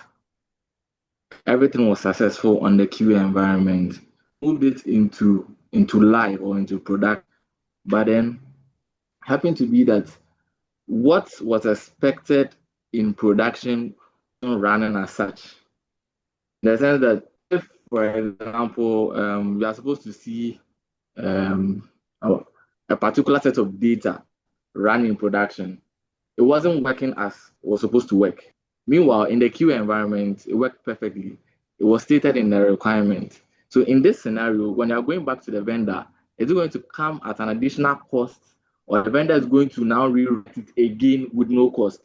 Since you've not stated in the requirement that when there's any change or whatever, it's going to come at a cost. I just want to clarify that. Well, that's also legal. We live this system we are building also has a legal requirement. So the legal requirement is, unless I see the contract, you are giving the person a contract. What are the terms and conditions that came around that was envisaged? If you didn't envisage it, then it's a responsibility for you to meet the requirement of the vendor, right? Because it's a system. It's a structured system. Remember the reason why did he use a waterfall to do it, or you didn't tell? If it's iterated, you see, when you are signing the contract, whilst you go into the iterative, that one will be clear. But if the contract says that we're going to use waterfall model for it, so whilst I'm supervising your work, you tell me that you are using waterfall. Okay, so waterfall, you have done the planning. Okay, so planning, you come and show it to me. You've done the planning. I ask you all the questions. You said, okay, there, that's all, everything has been, you've gone to do requirement gathering. You've gathered the requirement. We've signed it off. You're going to do development. You sign it off. If at the end of the day, show me your system, you are demonstrating the system to me and it is not working properly, who should bear the brunt of it? So as managers, as economics, as professionals, when it comes to your notice that your organization is building a system, you need to be interested. If they ask you questions, fine. But some organization will ignore you. If they ignore you and they have a problem, that's it. But if you are part of management, you need to ask critical questions. When you go to a meeting, oh, we understand that there's going to be the institution organization is developing a system. Can we understand it? Because I learned that stakeholders, I am also a stakeholder within the organization. So can we understand so that if there are anything, it's not everything that the managers will see. And managers are too busy. Some of the things they just glance through, especially organization, you have to have a legal person, either in-house or a legal person that will come in as and when he's required, so that it doesn't become as if it's only the decision makers that are taking decisions. It's a whole comprehensive analysis. So don't leave anything to chance, and don't blame the developers. They are also business people who want to make money. If you look at the world, every institution that is doing so well, and if it is software, you have no idea how much money comes into them because of some of the things that we are looking at. All right. So don't blame him. You sound frustrated. Hello. That it is only a CD sign. Just change the CD sign to just change the dollar sign to a CD sign, and you want to collect more money. They will. Otherwise, you needed to state in the requirement gathering, we are supposed to have the CD sign to be the currency sign to be CD rather than pound or interchangeably. All right. It's getting to our break time, right? Okay, so let's do iterative. I don't know whether we can do iterative before the break. The break is at 4. Can we do? I think we can do. Okay. Okay. Now, there are a number of challenges with the waterfall model. Though the waterfall model is old, it's been around for a while. It is the traditional way of doing things, but traditional way of doing things has never been effective, especially if there are newer versions of it. So iterative and agile methodology has come. They are closely related. They are designed to handle evolving requirements. So these are the thing, evolving requirements, changing from dollar to CD. It's an evolving requirement. So they may differ.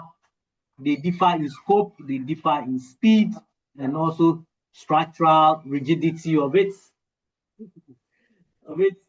So yes, it's much better. So whilst iterative development focuses on recycling, so after iterative, it is the recycling of it through development phases to improve the product.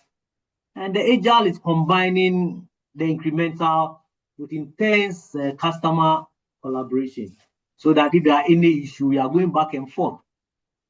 So the linear waterfall has been criticized, and here we have criticized it because it is rigid handling of evolving requirements. This is one of the evolving requirements, changing from dollar to CD. And evolving requirement in the public sector also. Project direction can change in the implementation. Government changes, and another government comes and say, okay, we've looked at it, we don't want it to be this way, we want it to be that way. So what happens? The developer will go to the bank laughing. Okay, this is the thing we agreed on. It has been signed. This is the document that was signed. So if you don't want it, let's change it. Okay, so there are midstream things. So this is the agile methodology.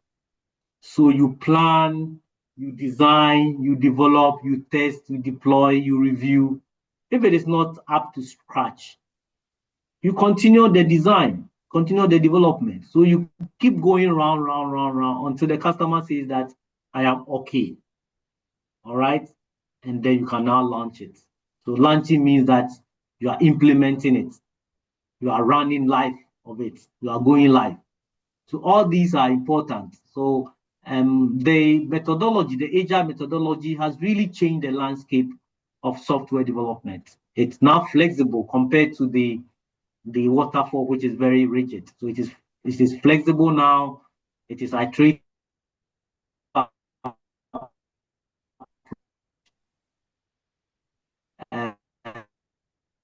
To project management. The environment is changing, industry is changing. So agile has become a cornerstone for team that is looking for efficiency, collaboration, and customer satisfaction. Because even this dollar CD scenario can make the customer not satisfied. And if the customer is not satisfied, the whole thing that you have done would also become ineffective and inefficient. So before the person starts using the system, he already has at the back of the mind, oh, the dollar I'm dealing with. And you live in a country where nobody should quote in dollars. So if you have a software that is only allowing dollars to be quoted, then it's really not going to help the customer. Okay. So there are the features of the model includes teamwork, communication, and collaboration across all the functional teams. So there's always the need for regular feedback so that stakeholders can ensure that the project meets the user needs. There's also the need for retrospection, retrospective, allowing teams to learn and improve at each sprint. So this is a sprint. So each sprint, this is one sprint. You can have a number of them until the customer is ready. And there's the need to have frequent releases so that the functional component can also provide the value early and often. And you want to maximize work done while minimizing unnecessary features that come in. So now when you are working with the customer, but it also has its pros and cons. All right, it can adapt to changes quickly. So when anybody brings up an issue, the system can be used to change. There's also ongoing changes can lead to projects expanding beyond the initial goals. That's what I mentioned, the scope creep. The scope creep is what comes up because you can always change. You'll be there, the person goes home and come back and say, I need this to be added. The person goes to somebody's website or somebody's system and sees something and say, okay, I need this one to be added. So if you keep doing that, you may never finish the project. All right, there's a need for testing and iteration to enhance the product quality. Then you don't have emphasis on comprehensive documentation because you are always changing. So you are not signing off anything. So lack of comprehensive may lead to knowledge gaps. When you finish, you are not sure of even where we ended it. It also promotes teamwork as a positive, teamwork and communication. Remember, one of the things we said initially was that you must have regular communication.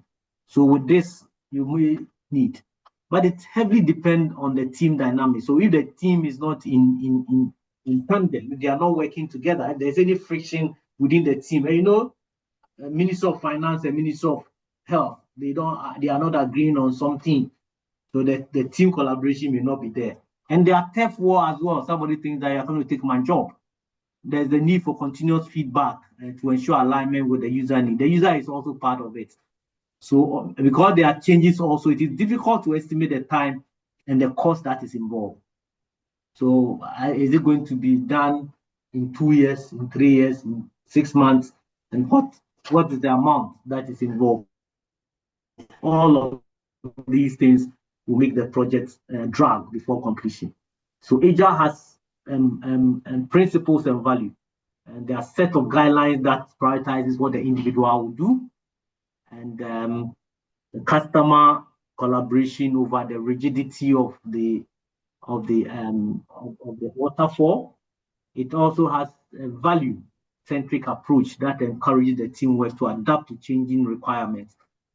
So it will not be far-fetched that the currency sign from dollar to CD, because we are all adapting to changes and to that we can deliver the software incrementally. When we come to the iterative, any question on this, on the Agile? So iterative is also part of the Agile. The Agile itself is also iterative because we are going back and forth. Iterativeness means that you are going back and forth. You are not. It's not the rigid linear way of the waterfall. So instead of working on a lengthy project with fixed scope, Agile teams will break them down into smaller, manageable units, and then that is called iteration or sprint. So Yeah, that's the iterativeness is also part of this.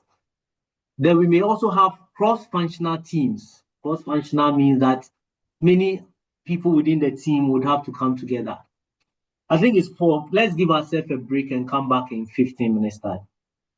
All right, and come and continue.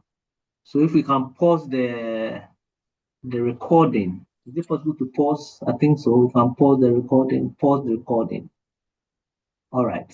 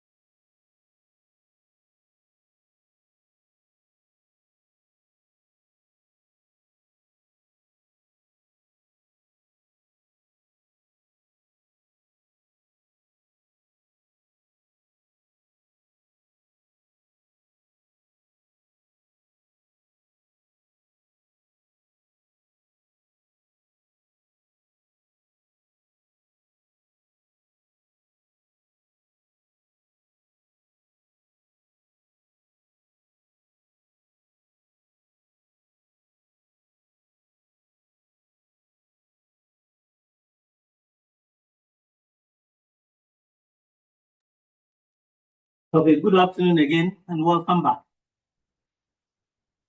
Good afternoon, sir. Good afternoon, Doc. I hope you had some rest. I hope you took some walk. Don't be sitting down for 4 hours. Okay, so let's continue where we left off.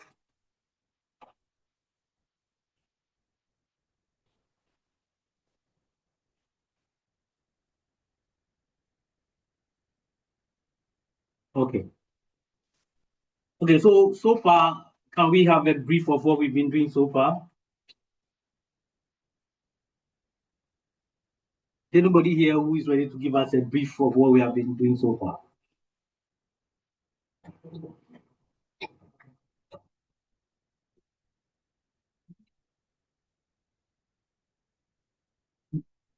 Those who are not talking, are you sure you are in class? Anthony Aduma Adamajo.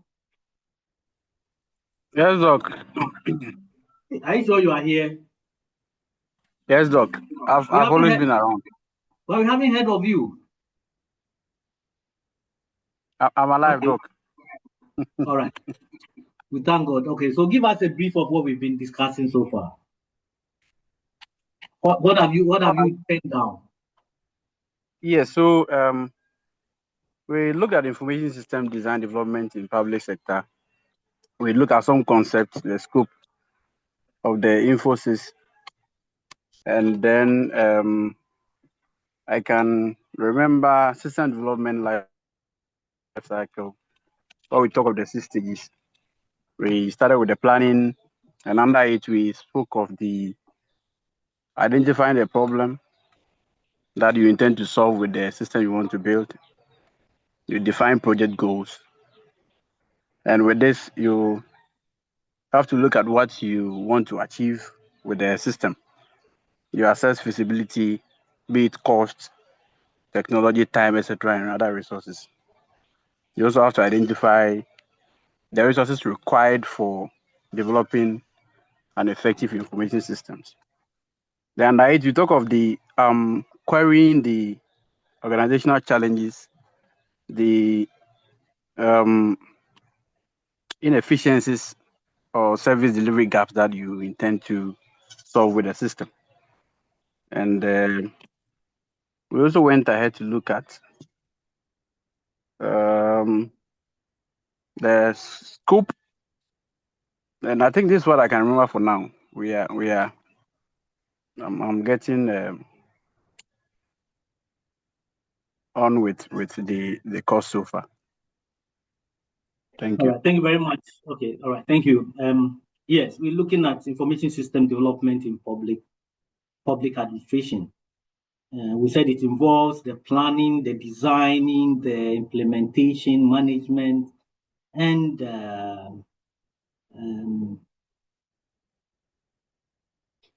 of computerized system that is used to support government operations in a public service delivery. It also helps in decision making and also improve administrative functions. So if we look at public organization, to develop an information system is to improve efficiency and transparency and accountability, and also communication to citizens. So if we do this well, then it will help automate the manual processes, which is inefficient, and then they help to manage the large volume of data that public organization come up with. You know, public organization is for everybody. Therefore, if you pick any public institution, the data that they have to handle is so huge. So system planning, feasibility analysis, requirement gathering from stakeholders, and then you can now have system analysis and design. You test, you implement, then you maintain. So there are several types of public information systems in public organization. We look at them. Now we are on cross teams. As it is a system, there's no way to have only one person doing it. And it's cross-functional team means that a lot of people are coming together. A lot of functional units are coming together from finance, from human resource, from all the functions will have to come together so that when they finish, it is a composite whole. But using the first traditional methodology, that is the waterfall methodology, which is the canonical, which is traditional, and it's moved from one point to the other. So when you finish the planning stage, you don't go back to the planning stage. You sign off, then you come to the maintenance stage, you sign off. So each stage is unique, and it has its pros and cons. It has it. The positive is that because it is structured, we finish. So we know when we are starting, when we are finishing. We finish with that and we go. But it has also its negative side. The challenges is that it is too rigid. So like somebody gave us example, even changing a dollar to a CD becomes an issue. It's too rigid. And if there are any evolving issue that come up as a result of change in perspective or change in goals, we would have problem. So then the agile and then the iterative come in. The agile is sprints. So you do one, you plan, you develop, you implement, you see that there are issues, you come back. It also has its positive and negative. The positive is that if there are any outstanding issues or anything that came around when you didn't pick it up during the requirement gathering stage, you can bring it up at any time. But the other flip side of it, the challenge is also that, yes, because you can come up with, because it's iterative and you can come up with anything else, it keeps the project going and going and going. That becomes the project, the scope creep. And that is one of the difficulties that comes with it. It can even balloon the cost, the initial cost of the project.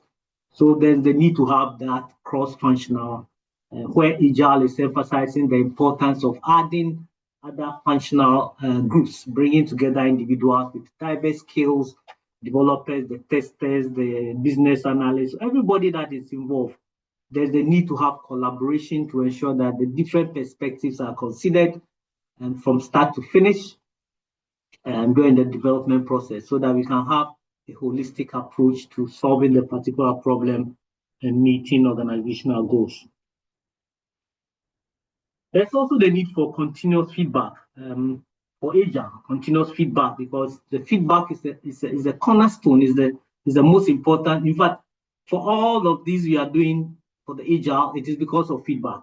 So when you finish one cycle, you try and you get people involved, let them know what you have done, and if they need any addition or subtractions, they will be able to do it. So there's the need to have regular review so that you can adapt to any feedback that comes, so that you refine the processes and procedures, and then you identify areas for improvements. So we go back and forth, we keep going back and forth. When you use iteratives, it's a loop. So it contributes to the culture of continuous improvement so that they can be responsive to the dynamic environment that we find in most public organizations. So when it's iterative, it's an adaptation where software development approach is broken down into project development cycles, small, manageable cycles for iteration. So now when one is finished, you can now allow continuous feedback, testing and refinement.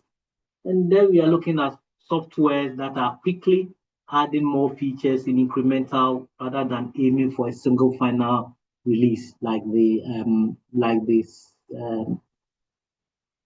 waterfall model. So this is iterative. This shows an iterative nature of it. So you see the same thing. The planning will come after planning, requirement gathering. You go to system analysis and design. Then you go to testing. Then you evaluate.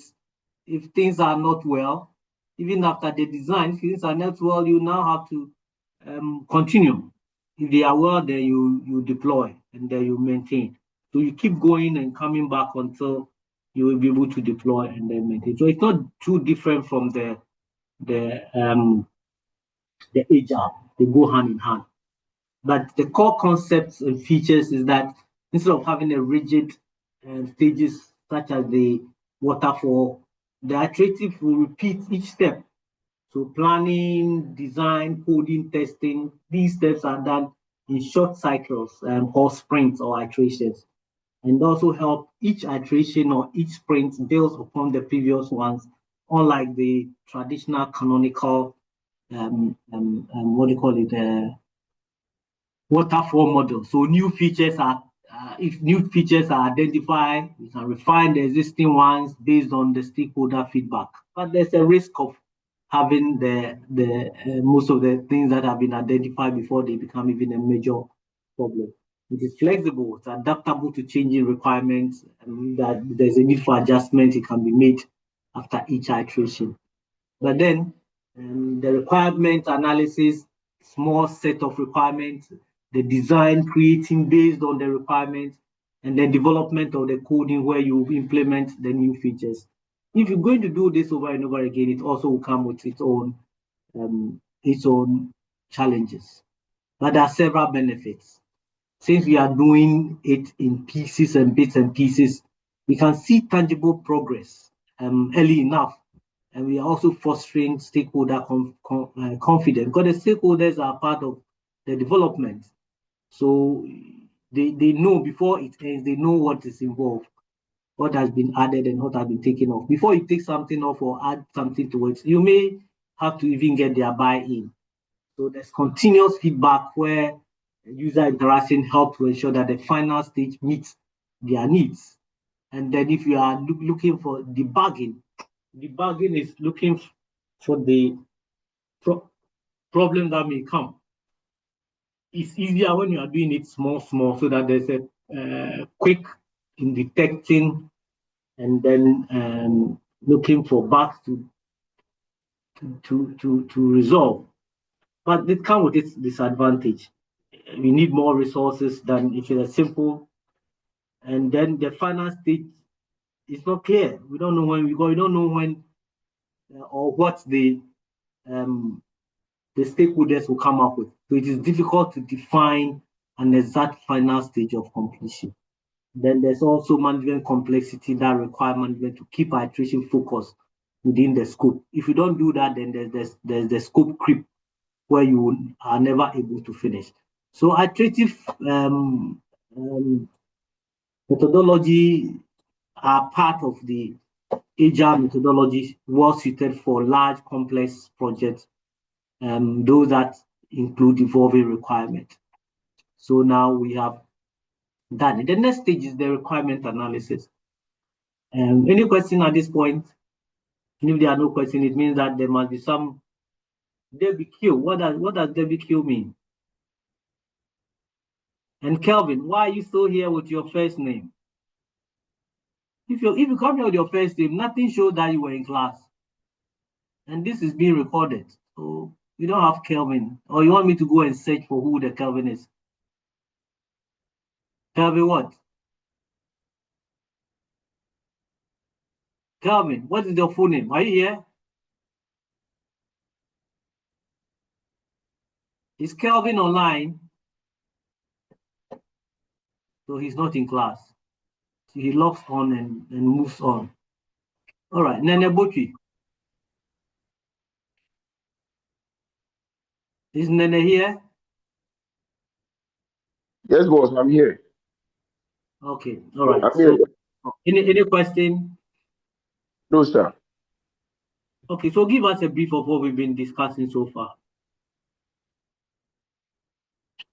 What have we been talking about so far?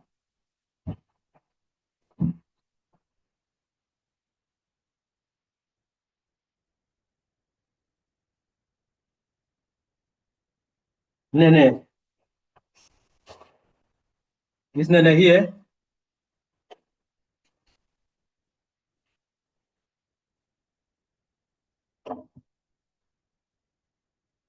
Nene, I thought you responded. Can you give us a brief of what we've been discussing so far?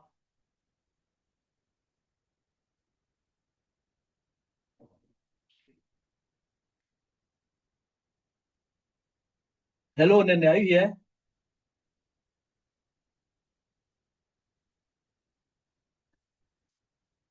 Isaac Kofi Atiga. Doc, please, I'm here. My network is going on and off. So let's hear you. What have we been discussing so far?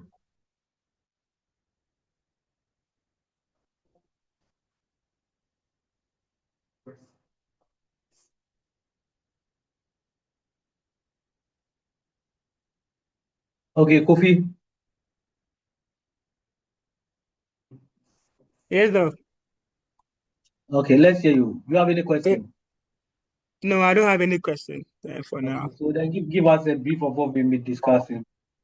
Yeah, so basically, for now, we are on the iterative development, and we are saying that it's a software design approach that is built based on it's built, tested, and refined, based on small cycles or processes.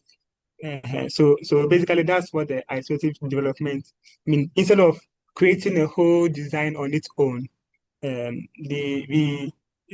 being designed in such a way that small cycles are being put together, tested, and then used to develop the software. So basically, that's what we've been working on. We've been talking about for now. Okay, all right. Thank you very much. You're welcome. And that is okay. Yes, so now we are looking at the requirement analysis. And why is requirement analysis important in software development? Hello, Doug. Yes. Please, I have a question. Okay, Joseph. Sir, please. So, in the situation where you find yourself in an organization where you discuss or you discover the problem, and now you try to come up with a solution. So you want to introduce a new policies, whereby maybe you realize that there are lateness or members or workers are come to work early, very late, and then you're making production very low. So you try to bring on board a policy that you introduce a software whereby an employee come in clock in at the time that he or she reports. So you try to solve that problem so that it will boost production. But upon that, you realize that management and then some management and then some employee are not trying to allow you, or they are not buying with your idea. That idea. In that case, what will you do? It's a difficult scenario because you should know that if you are in charge, if you are the one in charge, you are the director or you are the minister, we are here as a public institution. So what you can do if you are not the director, if you are the director, you can put policy statements for consideration. You cannot implement it without the authorities coming in because it's a public institution. It belongs to the public, and the public means government. Government is in charge, so you need to now approach government to lobby government, and most of these things are lobby from government. That's when it can be implemented. I remember when Dr. Park Osindum was Abraham Abiuti, when Dr. Park Osindum was a minister in charge of, I think, public sector something. He brought even at that time, I think it was a biometric fingerprint, so that when you get to the office, you put your fingerprints on it to record that you have come to the office.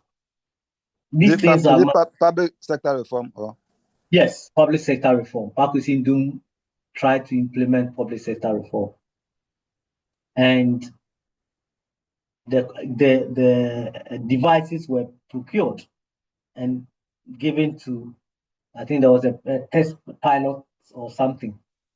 The lights will go off. There's light off. So what do? And people can even disconnect it because they can go and disconnect the main thing. So this is all part of the change management program, the resistance to change. So we really need political will. If it is the government, if it's a public institution, then you need a political will to do it.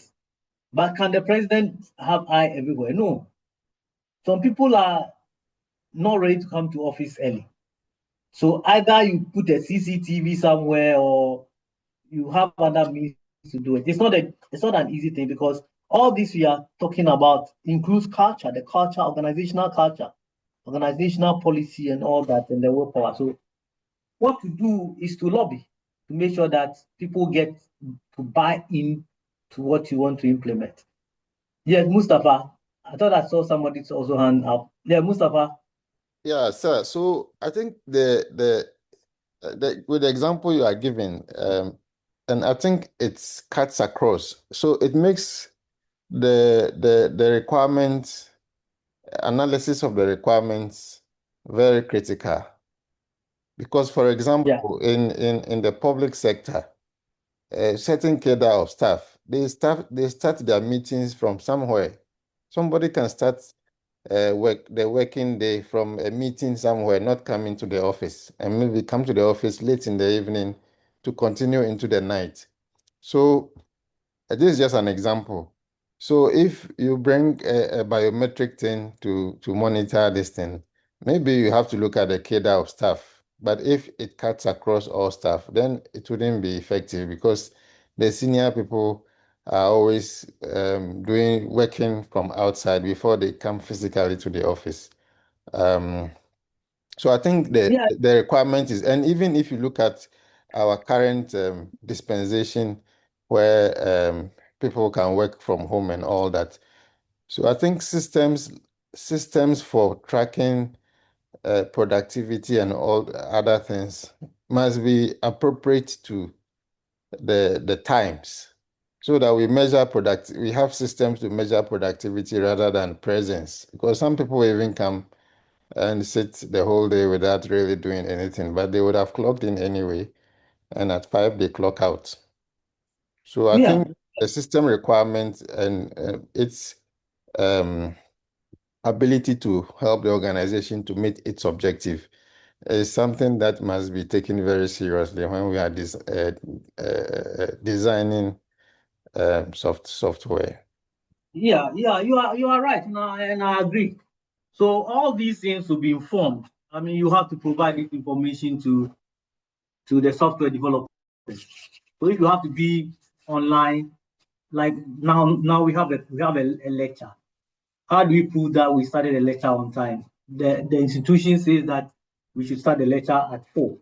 How do you prove? There must be some proof, not your physical presence. How for physicality? That is what we are trying to move away from. The manual process and physical process.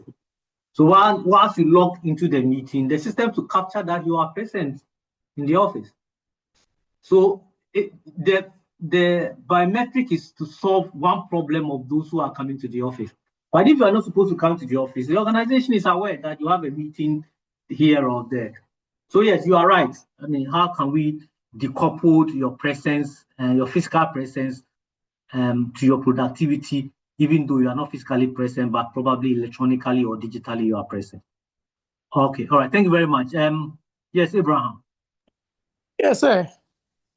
Yeah. Dr. Sarfo, thank you very much for the opportunity. I have, I think, like 3 points that I would like to make. Then let me take a pen and paper. 3 points. Okay. You see, the first one was about the political will that you were talking about, that there have to be a political will. But you also mentioned that how many eyes does the president alone have? Of which it was a great point that you made. Now, I'm thinking, so if holistically, let's take the NIA, for example. So maybe this one is a policy direction which will benefit the entire country, of which maybe the president or whoever has accession to it or have assigned to that.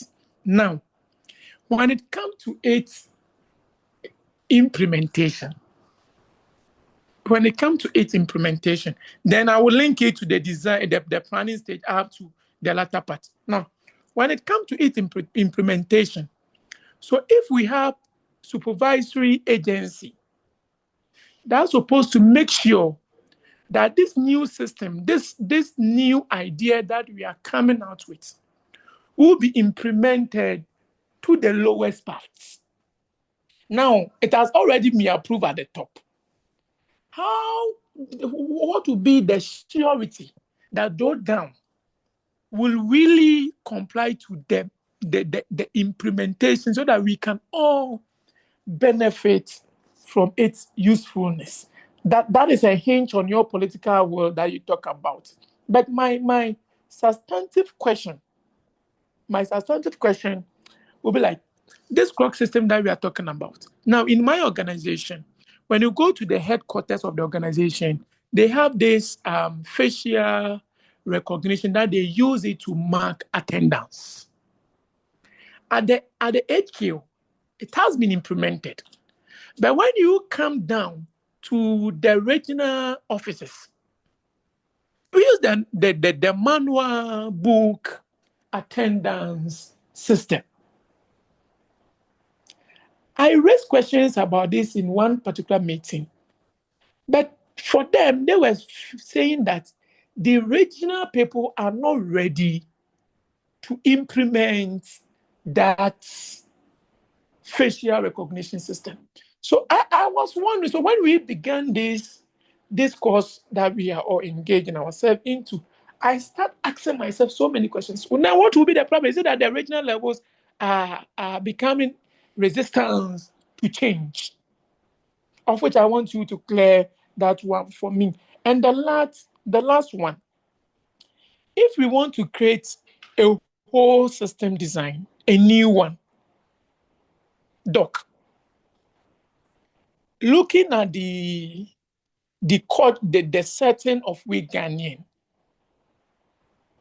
how in percentage wise, how are we ready for its implementation to the bottom down so that the people can capitalize on it? Thank you very much, sir. I'm grateful. I'm sure that it is good at pick a pen and paper. Well, thank you. Now I'll be with you. Let me try and or you want to contribute to Abraham's concern? Now, Jerry. Is Cobra here? I wanted to rather add to whoever spoke before Abraham, but I think Abraham's concern about it. I was looking at the fact that you made mention of the fact that during planning, there should be stakeholder involvement in meetings like this. I think it's very imperative when we are trying to solve problems with MIS and we get the stakeholders involved in how to go about its implementation. Everything that involves the MIS, we should make sure the stakeholders are involved. People that are going to use the things people that are going to use this MIS are involved in it. That is what will break down that mentality of how do I put it, fighting against the system. Then also, you made mention of the fact that during methodology, those making the MIS should ensure that they gather data. If they need be, they have to go to the organization, look at how they go about their things and study and then collect data. It is also imperative in that side that whilst whoever is taking the data, it gets to identify these culture of the organization and see how these culture of this organization would affect the MIS implementation or smooth running. Thank you. Okay. All right. Thank you very much, Kobna. We'll get on that as well. Yes, Evans. Okay, so I just want to comment on the questions my colleague asked. Okay. So yes, on the MIS, the change, I think it end up to cost.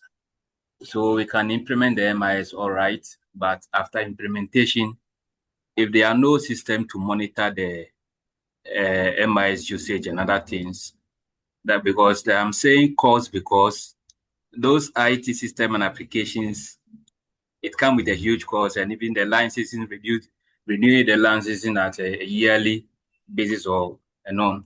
And we all knew we have the resources are limited for the government as well. So they will have to look at where the pressing needs are, then they will allocate resources to. So for instance, if we have the monitoring system in place, when you clock in at the workplace, we should be able to check whatever you do on your machine, the kind of applications you go through and everything, so that we can get the derived benefit of the MIS system. Okay, Evans, yeah, thank you very much. Some of the questions require me to do research. Without research, academics, we can only speculate.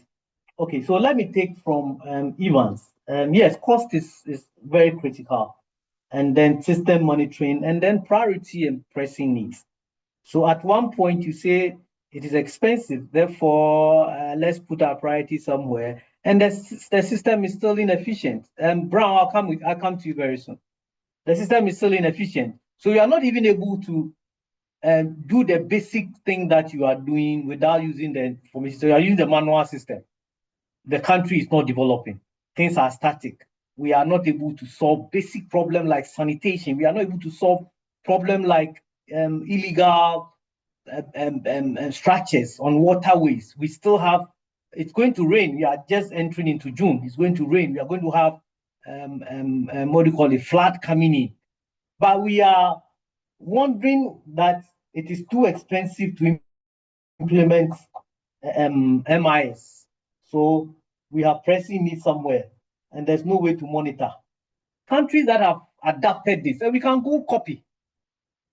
We can go copy what they have done. The Netherlands, they have done it, and they are using information system to even on their environment, just to clear the environmental debris and rubbish that's on the environment. Look at our beaches. Just go to the beach, go to the base, Dansoma, go and see how. Our beaches are supposed to be the place that are of high value in terms of buying and building and development and all of that. But go along the Ghanaian beaches and then see what we are doing.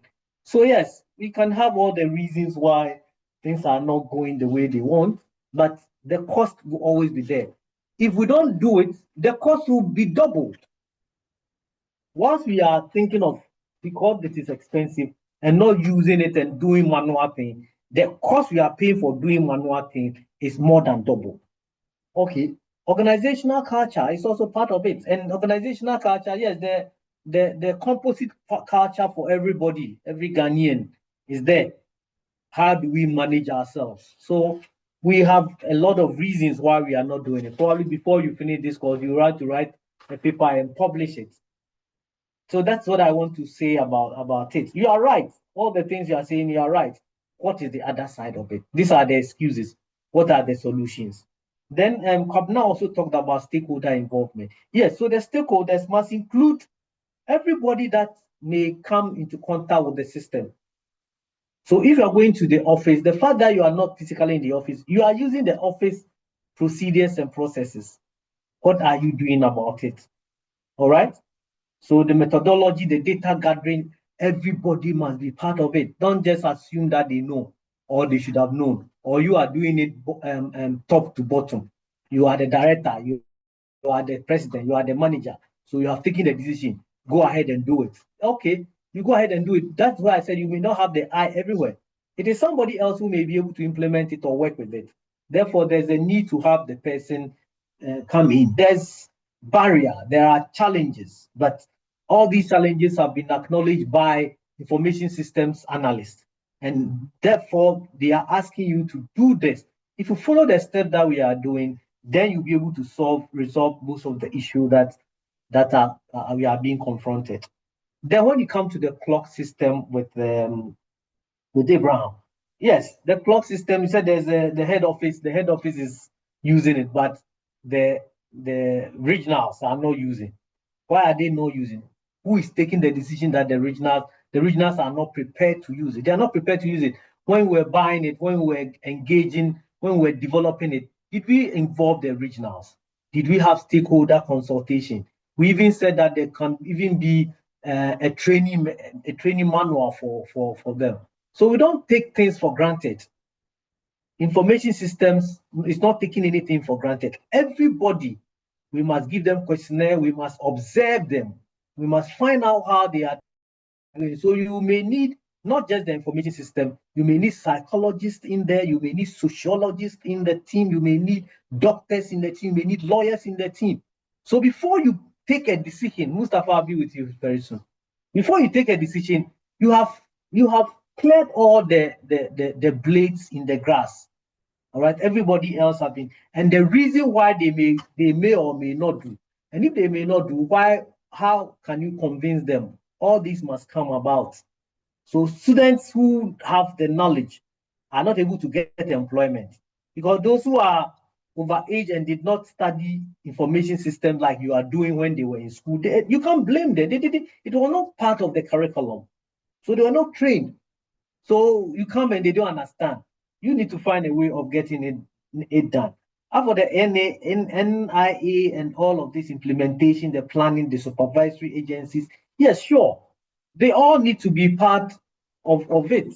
But requirement gathering needs us to bring everybody. You should know who would accept it and who would not accept it.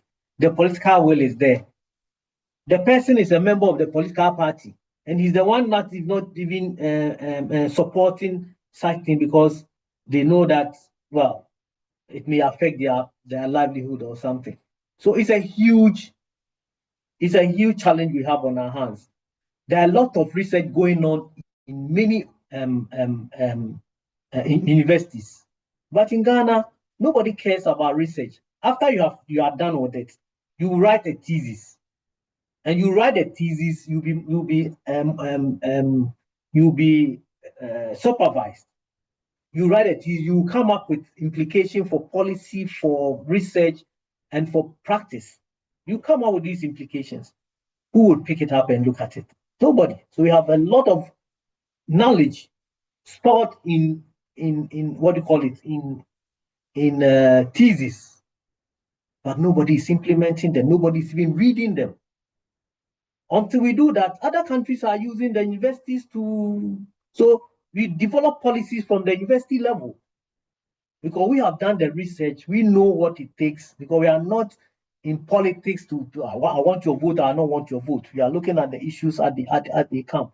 So probably we need to do a rethinking of how we manage ourselves as a nation. But no matter the excuse we give, if we do not adapt information system, we still continue along this path. And things are deteriorating in this country. You and I know. Yeah, Mustafa Adams. Yeah, so I'm just thinking the case study that Abraham gave, is it that the system has been deployed at the regional level and they are not using it, or it hasn't been deployed at all? Because Abraham, over to you. My good sir. So yeah. the system has been rolled out, but only prevailed to the HQ. That is the challenge. So the 14. So the system is not available at the regional level for use. You are correct. So that one is not really a resistance issue. No, it's you see, it's the head office that is maybe the resistance is coming from head office, maybe for certain reasons. But not for the users. If it is deployed at the regional level and they are not using it, then we have a point to worry. But for now, if it's not there, they can't use it. No, but according to the strategies that they use to implement the system, like it was detailed in the contract that, let's say, within a year, when the HKO has bought into the system, it must be decentralized into the various regions. Now, the heckles or the problem was when a survey or questionnaires was administered to the various regions, per them, the findings made them choose that decision that let them hold it on before they will decentralize. So they are piloting it for now. No, It's getting to 5 years now. It's how many years? 5 years now. So we can't use the resistance to change as a challenge. We can't use that one. Because it's very strange because it's coming from head office. So head office should be able to enforce it. It's an enforcement issue now. If really the challenge is resistance, then it's an enforcement issue. But I think there may be other issues at the head office why they are not deploying it to the lower levels. I was just interested in knowing. Thank you very much. All right. Thank you very much, Mustafa. Brown. Yeah, Brown, your hand is up. Mustafa, you can put your hand down now. Yeah, Doc, am I audible? Yeah, you are very audible. Go ahead, we can hear you, Brown. So, yes, I think Mustafa asked a very important question pertaining to the discussion AB brought. One of the things I would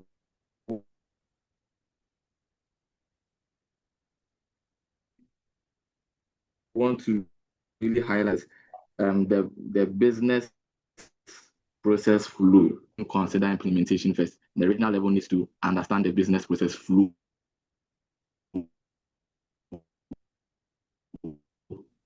So if we have not deployed any form of training for the people at the regional level, they are not even going to know how to utilize the system in the first place.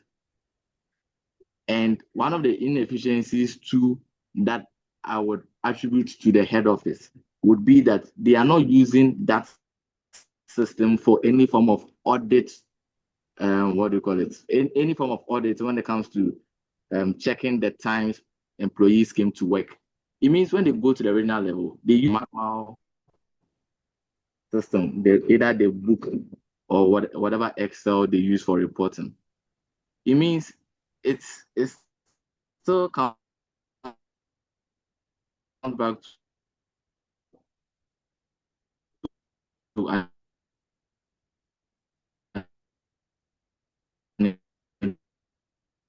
implementation issue, because all this comes back to you are breaking seriously. Yeah, of course. You are breaking serious. But if I get the import of your intervention, then it means that you don't have to blame the people at the regional level if it hasn't been implemented. Is that the import of your submission? Exactly, not at all. We don't need to blame them. You don't need to blame them. I mean, they may come with their own barriers, but then per the discussion, they are not to be blamed at all. Okay, all right. Thank you. Yeah. So it means that how was it even developed? How was it deployed? So if we bought it and you can buy it from off the shelf, or you develop it, this one we are developing it. So if it was developed and we are being told to follow a certain threshold, Anthony, I'll be with you. You are supposed to follow a certain structure. The structure says that you have to conceptualize, you have to plan, you have to do solicit, what is it? You have to look for information from all stakeholders. So were the regionals considered as stakeholders? Were they consulted? Did their view come into the field? Were decisions taken? Were they trained? So all these must come up. But we don't do. We decide that we want to buy a system, then we buy. Then we start implementing it. And so we are putting the cart before the horse. So how does the cart go? Because it's the horse that must pull the cart. If we put the cart before the horse, then we are going to stay where we are. All right, Anthony. Yeah, yes, Doc. So with regards to what Abraham spoke about, the NI, I've worked with them before. And the challenge is not really with the regional level or even the district level. The buck stops with the headquarters. Sometimes even fuel to power against it to even start the day for registration and the rest is difficult. And let alone deploying a system for them to use to run. In fact, when it gets to using the information systems at the NI, at the regional level. The amount of money that comes as impress even for the regional director to be able to use to run the office is not coming. He delays for some times in months, it doesn't come.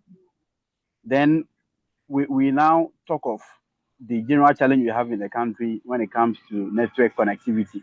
As we are doing online right now, you see people are just dropping off and coming, dropping off and coming. So to have an effective MIS system to run, you need to really prepare a private network. And for example, Starlink is really costly to set it up and use to manage the system. So for NIA, just like my colleague said, it is not the challenge with the regional level, but from headquarters.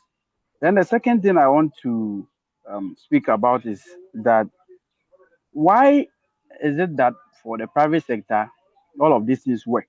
So all of these things boils down to the political will that we are talking about. If you go to some private businesses, the system works perfectly and their productivity is definitely going to be high. So my advice is that if we can incorporate this MIS system or information system from the primary to the tertiary level, so that when you finally graduate and you want to enter the world of work in the public sector, it is already part of you. You don't allow the person to finish school without having such training. The person will be employed, and then now you bring a system for the person to adjust. This is one of the reasons why some pioneers or senior members normally go against some of these systems that will help us improve our productivity. Thank you. All right, thank you very much. I have a radical, and let me congratulate you for the suggestion that MIS to be taught at the primary level. For me, it is even at the crèche level. But you know what we teach at the crèche level? We teach how to pray.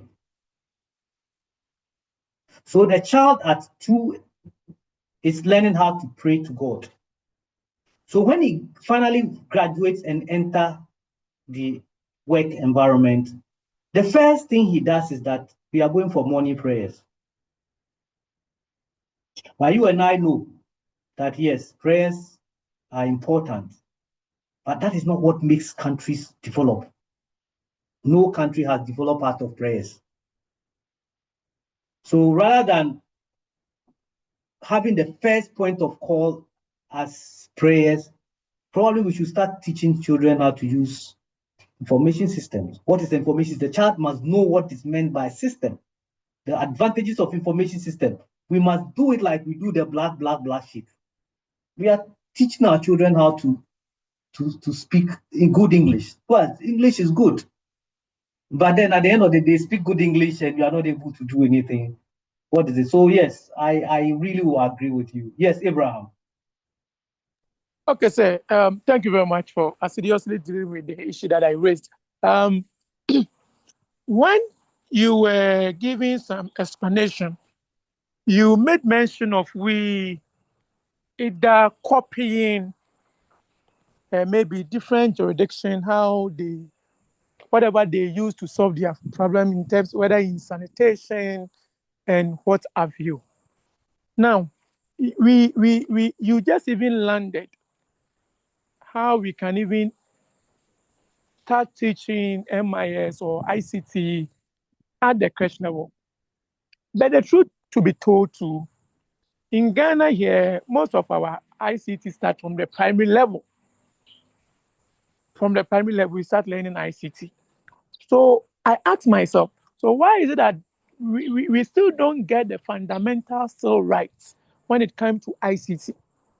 Could it be possible that all this brouhaha that we go through is as a result of the approach to which maybe we teach the ICT or the MIS system?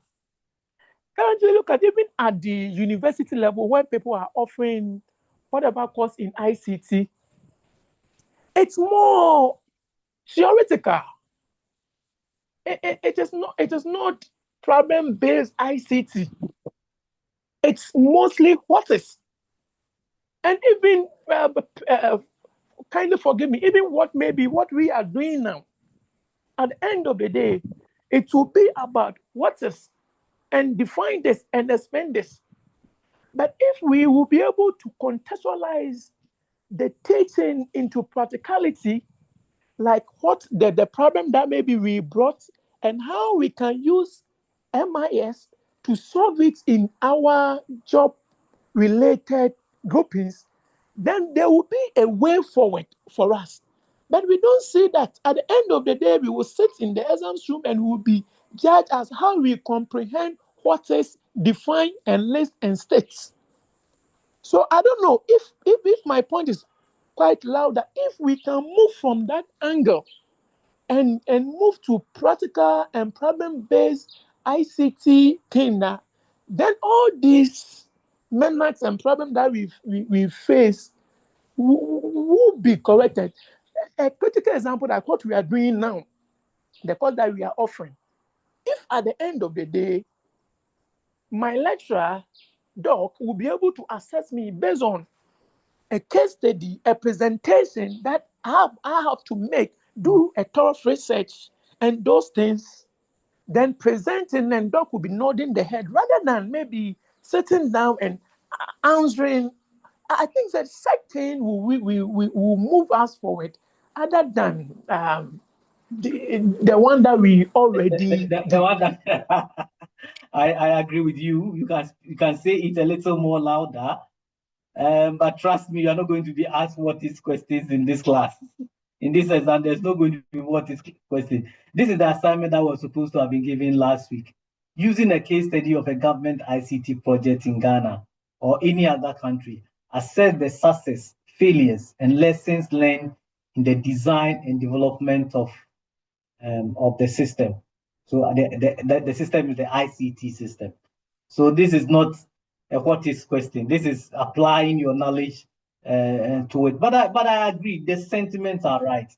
The sentiments are right. So we need to do things right. If we start from crèche, by the time the person gets to secondary school or first year university, courses will not be an issue again because he already understands. But this is the case that many people get to do information systems, in fact, IT, but we have moved. IT is the technical, the technology aspect of it. But when you come to IS, then you are bringing the human behavior also into the frame because IT doesn't work alone. So we are studying IT, which doesn't work alone because it needs human beings. It has to work for human beings, and human beings will have to. It is done by human beings, used by human beings, and used for human beings. So it means that we cannot do the IT without the IS.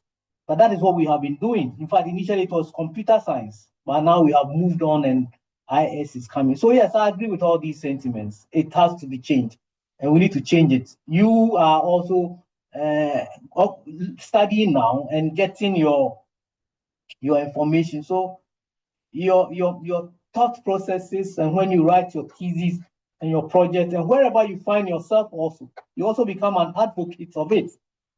We have how many television stations in Ghana? Maybe about 80 or so. More than 90% of them are for religious activities. Just show me one television station that is discussing IT. None. The rest of them, in the morning, we go and sit on radio station and discuss issues. We can run issues for 7 days. We go and do newspaper reports. The thing is, in the newspaper, we are now coming to sit on TV and radio and discuss it. So where is the information system? So our focus is all, but the thing that will make us develop. If it is politics, we have finished elections. We'll still be talking on politics for the next 4 years. Then we start getting to the 4 year, we'll start another political thing. Then all the radio stations, everything. So who has time to even bring these things to the field?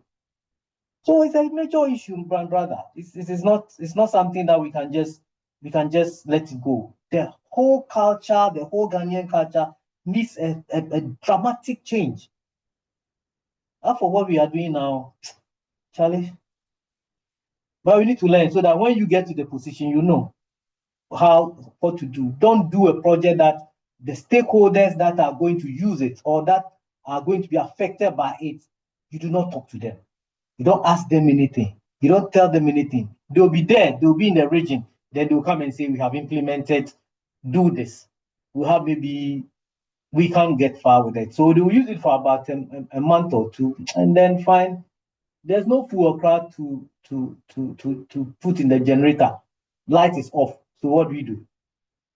Yes, Abraham, your hand is still up. We have another 30 minutes to go. Or maybe another hour. Yes, Brown, you're here again. Is Brown here? Brown, your hand is up. Or you are having challenges with your network. So let's move on. Did we do requirement? Brown, David Brown. So this is your assignment. So it's not what is at this level. There's no what is here. So have a case study. Somebody is talking about NIE. So pick government project like NIE. Go into the research. Assess the successes of NIE. Assess its failures and lessons learned, and then design and development of the system.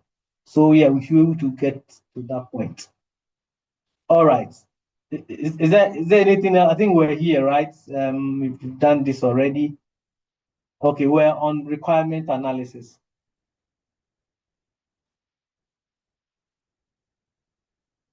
Okay, so requirement analysis. So you have now spoken to the people, you've gathered their sentiments. Now you need to analyze it. So after requirement gathering, knowing what the system will do, asking the people around who are going to be affected, the stakeholders, you now come and analyze it. So at this level, it is the ICT guys will come and analyze it. So the processes would be systematic and documentation and management of the stakeholder needs. So you will see that if you are doing MIS, the stakeholder are the human beings. Their needs are what is going to drive the success or otherwise of the information system. So you have to define the aim, you have to analyze and validate. So you have spoken to people. Now validate what they have said to ensure that the requirement you have gathered are complete, they are consistent, they are actionable. So it's not the person just say it. They are actionable, they can be put into place. They can prevent feature or scope creep or feature creep. So if you have done all these things, then it is not at the behest of somebody. So this is a very important phase that ensures that the final product aligns with user expectations and business goals. Sometimes those who have the authority or who have the opportunity to run, they won't go along this path. Hello, Doc. I can't see the slides, so please, I don't know. You can't see the slides? Yes. All of you? Yes. Oh, yes, please. Creative development. Since you pause this. That's serious. So where am I here? I think even the slide is even tired. It's not tired. It's not tired. The slide cannot. MIS is never tired. Okay, can you see it now? Yes, yes. can see it. Okay, so I was here. So you have Kapao. Come again? So you have Kapao. Why? Because we all tired. We all tired. So you want a break? We'll finish right now. This is only 4 weeks, so we have the next 2 weeks to go, and you want to get your certificates too. So okay, thank you, sir. All right. So yes, you need to now involve a systematic study. You need to document. You need to manage stakeholders' needs. You need to know the stakeholder. Stakeholder is a human being. He's the one. This is the most important thing in all. So you don't take a decision from the head office and then you think that it will trickle through. No, before you even implement it, you need to talk to them. So we have to define the aim, we have to analyze, we have to validate the requirement. Remember, we did requirement elicitation, collecting the data on what they need or what is expected to be achieved so that you can ensure that they are complete. They should be complete though. You can't do half-baked requirement analysis. You can't do half-baked requirement gathering and think that you can succeed. So most of the time, we don't go through these processes. They should be consistent. They should be actionable. It's not everything that can be actionable. So you pick the one that can be actionable, and then you prevent the feature creep or the scope creep. The scope creep is coming back and forth and telling people that the thing has not been done. It has to be done again. So these are very important phase to ensure that your final product would be aligned with the expectations and the business goals, so that you can reduce the rework. So requirement analysis is identification, documentation, and validating what the information system must do. So that's the functional requirement. What is the system required to do? And then under which conditions must the system operate? So we have functional requirement and non-functional requirement. So if you consistently cite single most important thing, then you are going to ensure lot of people have gone through this.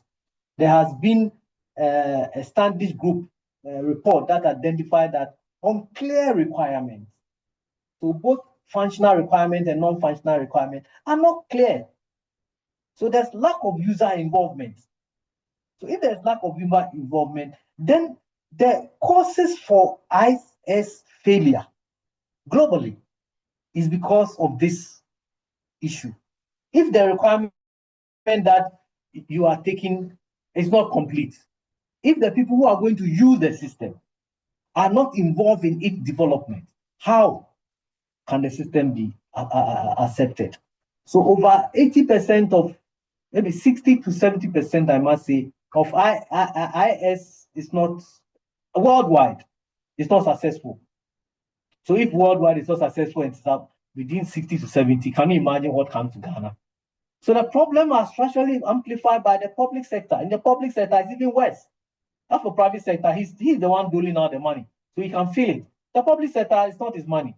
Look at what we experience when we go to what do you call it? The Public Accounts Committee.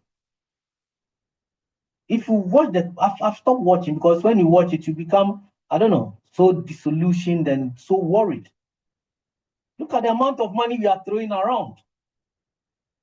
So in the government context, requirements are not solely technical specification.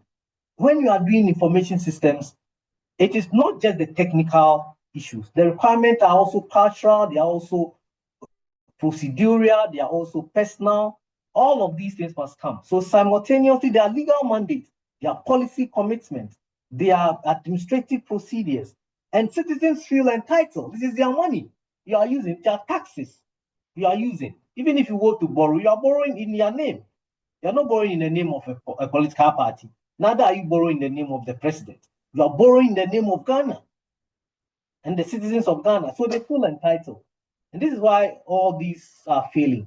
Well, so type of system requirements, these are the type, the functional, the non-functional, the regulatory or legal, the interoperability, the security, and then the accessibility. I'm sure that, these things can be read and understood.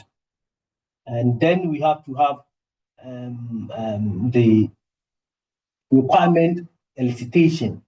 How are you going to do it? So we have structured interview.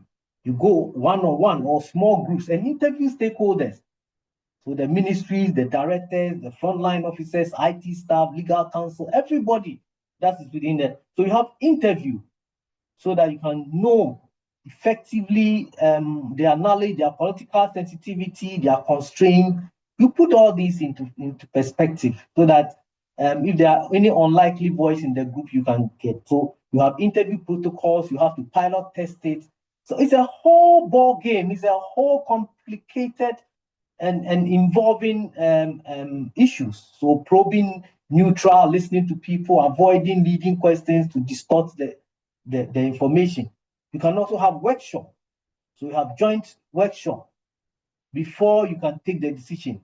So integrate failure during the implementation. All of these things must be done. Then you have feasibility studies as well.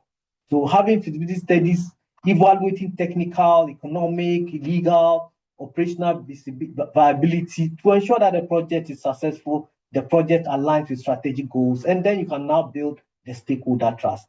So each step, including the preliminary analysis and scoping and all these regarding data privacy, budget constraint, and citizens' impact must be done. So we have various studies that prevent costly failures to ensure public accountability, but we don't do. So these are some of the feasibility studies that must go. You must have the market feasibility, technical feasibility, financial feasibility. So you put all this in place before you even start developing. Your legal, your operational feasibility will all be part of it. So this is, I think this is, yes, case studies of government projects in Ghana. You have the Ghana Integrated Financial Management Information System. You have the e-switch payment system. You have the e-Ghana system. You have the e-transform system. You have the paperless post system. You have the NHIA. We have several of them. So we are going to use some of these case studies and write the assignments. All right, the way you guys are doing, I think that probably this will be the assignment that you will do. So in conclusion, we've seen information system design and development as a way to improve transparency and efficiency, accountability in decision making in public organization. But this must be done through effective and data service management. So using structured approaches such as the software or system development lifecycle, public institutions can help develop reliable, secure, and user-centered information. So, but there are challenges. So the challenges has been enumerated to include inadequate funding, resistance to change. There's also cybersecurity risk and poor infrastructure and limited technical expertise during system implementation. So we need to be successful. And if you have to be successful, there's a need to support digital transformation to enhance public service delivery. That can also help contribute to sustainable national development and citizen satisfaction. So this brings us to the end of the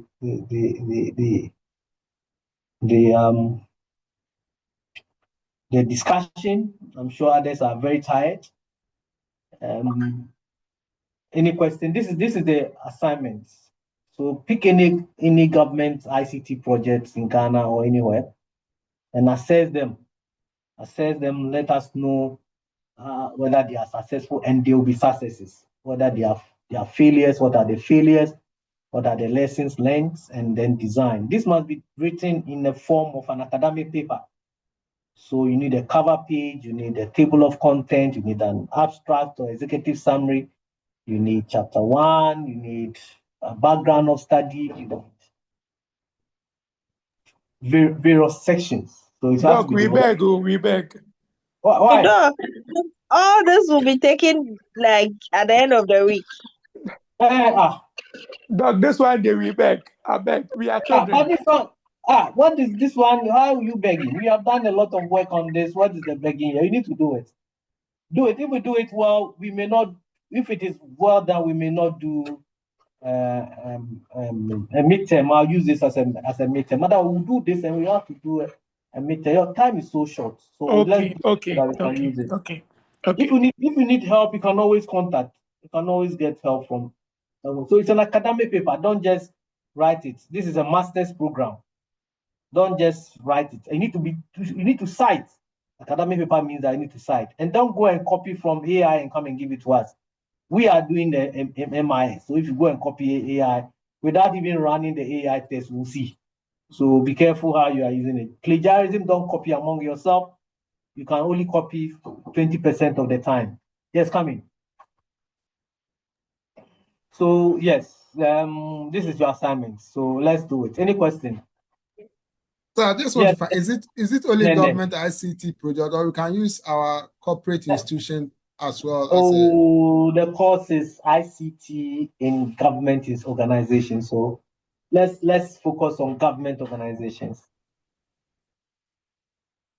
All right. Doc. Yes. So meaning but are we supposed to submit exactly next week, or it can be extended since it's a tough work? so that we can get the time to do a ton of work for you. If we don't submit next week is our 3rd week. The following week is the 4th week. Then we are almost done with the course. Okay. How many weeks do we that's have? fine. That's fine. That's fine. And in fact, this one should have come last week so that you use this week and next week to do it, but I didn't do it.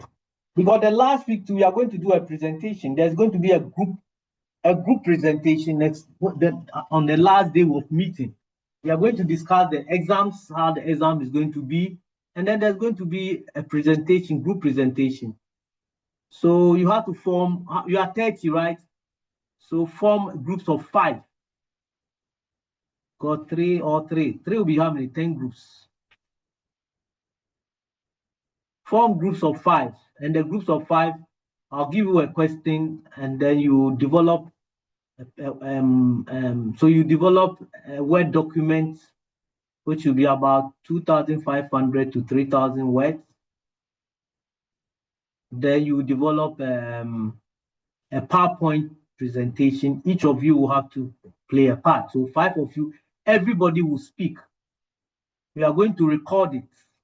So when you are coming, to come well, because you're going to be video recorded. So this is masters. You don't want people to see you when you are not. So be yourself. Be like an executive person coming for presentations. We'll bring some professors to come and assess you. So we'll discuss more. We discuss into details next week when we meet.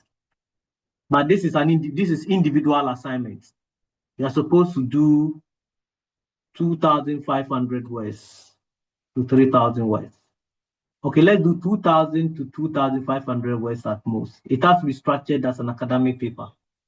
So academic paper, you come with citations and references. So you are writing as if you are writing a thesis, but a mini thesis, a mini project work for individuals. Please submit it by Friday. Okay, any question? Why? The assignment has made everybody quiet. So we are down to it. No, please. How do you get how do you do lecture what? note? The lecture note. Let me send this to you here so that I'll put it in the I'll try. They are not in today, so maybe Monday I'll try and put it in the I'll put it in the LMS. So I'm sure you'll be able to. Okay, I think you can put this one to file.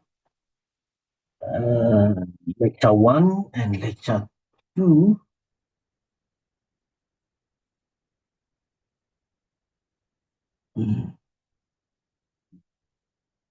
You say I cannot do 2 at a time. Oh, why? Okay, let me do 1 at a time then. So this is lecture 1.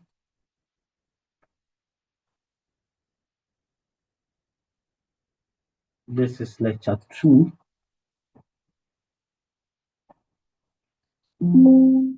Lecture 2 is being used, so let me end it.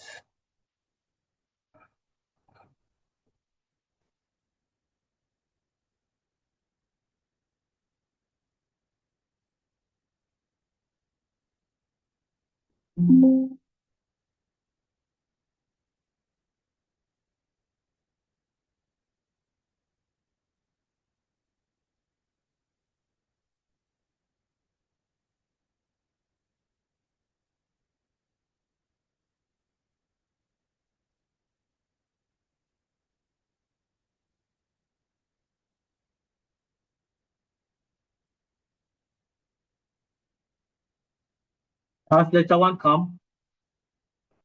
Yes. Okay, so lecture 2 is also here.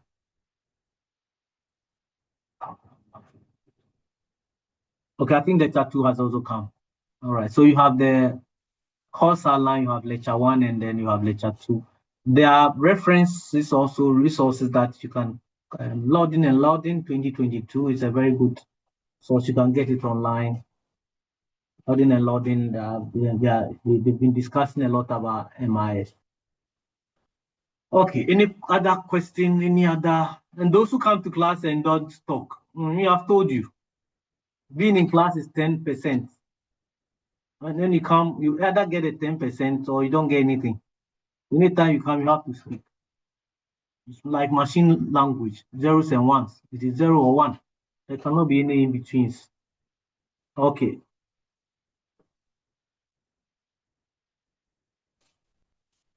Yeah. Any question?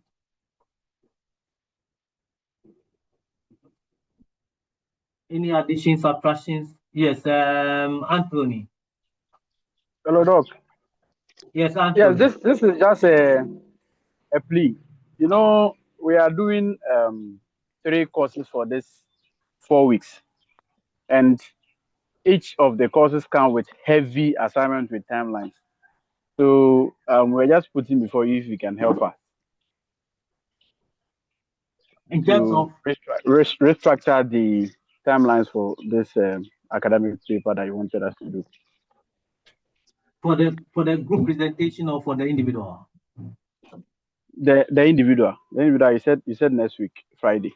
And yes, we are doing another very tough coding and things, and we have to submit, and then with the energy solutions, we have to do some assignments as well. So consider our age.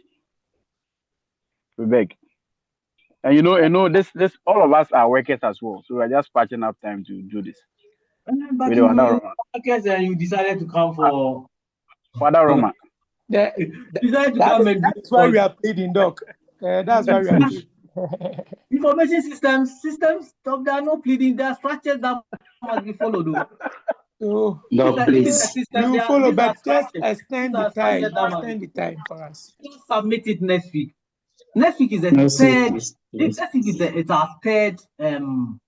Our third. In fact, when I started, I said every week there was going to be an assignment. You people said no. Okay, so for the 4 weeks or 5 weeks, we need 2 assignments: one individual assignment and one group assignment. If you don't submit it this week, when I submit it next week, we are going to have the group assignment. Though. The group assignment, there's going to be presentation on our last day of meeting. There will be presentation. So you need to find a way. So, Doc, why not next Tuesday instead of Friday, but next Tuesday? And next Tuesday, how? And what are you going to do your group assignment? I'm sure next week you give us the assignment for the group. I'll give you the group assignment. If I give the 2 to you, you'll be confused. So you do this one as group assignment. Try and submit it on Friday. It will help you. Try. Okay. All right. All right. Try. It's not. If you can give a lot of excuses, the very excuses the whole country is giving why we are not using information system. Look at us. So we are a group of people who are very happy with the excuses. That's why it's all of us. So look, when I was in secondary school, was it Australia, geography in Australia? You know, I can draw Australia map with all the reliefs and all the rivers in Australia. But come to Ghana, your hometown, I don't know them. So a lot of things that are important, we are not using. So please try and submit it. All right, Doc, we are grateful. If I give you the time to go against you. All right, we are grateful. We are grateful. Any question? I know you are. Did you have another lecture in the morning already? Yes. Yes. Hey. A very confusing one. Tomorrow do you have lectures? Yes. Yes. You want certificate now? So we are very, very much exhausted, but we love you, so we okay. You want your marks now. You want your A's now, right? We want to increase the number of certificates in the system, so we'll do it. Okay, let's add more to it, and go and replace those who are not helping us to implement MIS. Okay, all right. So if there are no questions, can somebody move for the closure of the class? I didn't hear from Grace Simpini. I didn't hear from Hello, Doc. Yes. Doc, please, before I move for the closure, I want to commend you. I think I really enjoyed the class. You and do? The discussion, the discussion is very insightful and passionate. Oh, okay. And I wish we'll carry the same energy into public service. But all the same, thank you for the time and the energy, and I move for the closure of this class. Okay, so we want to I want you to make it clear you are being recorded, so you have to tell us, in the absence of any discussion, in the absence of any questions or questions, I mention your name, propose for the closure. In the absence of any question or comments or suggestion, I, Enoch Kwesipe, could move for the closure of this meeting. Very good. And Enoch, who are you requesting to second your motion? Oh, well, anyone that's touched by the Spirit. Okay, so Abraham those Daze, I touched by the second Spirit, the the Holy motion for Spirit closure. can second. Abraham, that's okay. All right. Thank you very much. Enjoy the rest of the evening. Stay blessed. Bye for now. Bye-bye. What happened?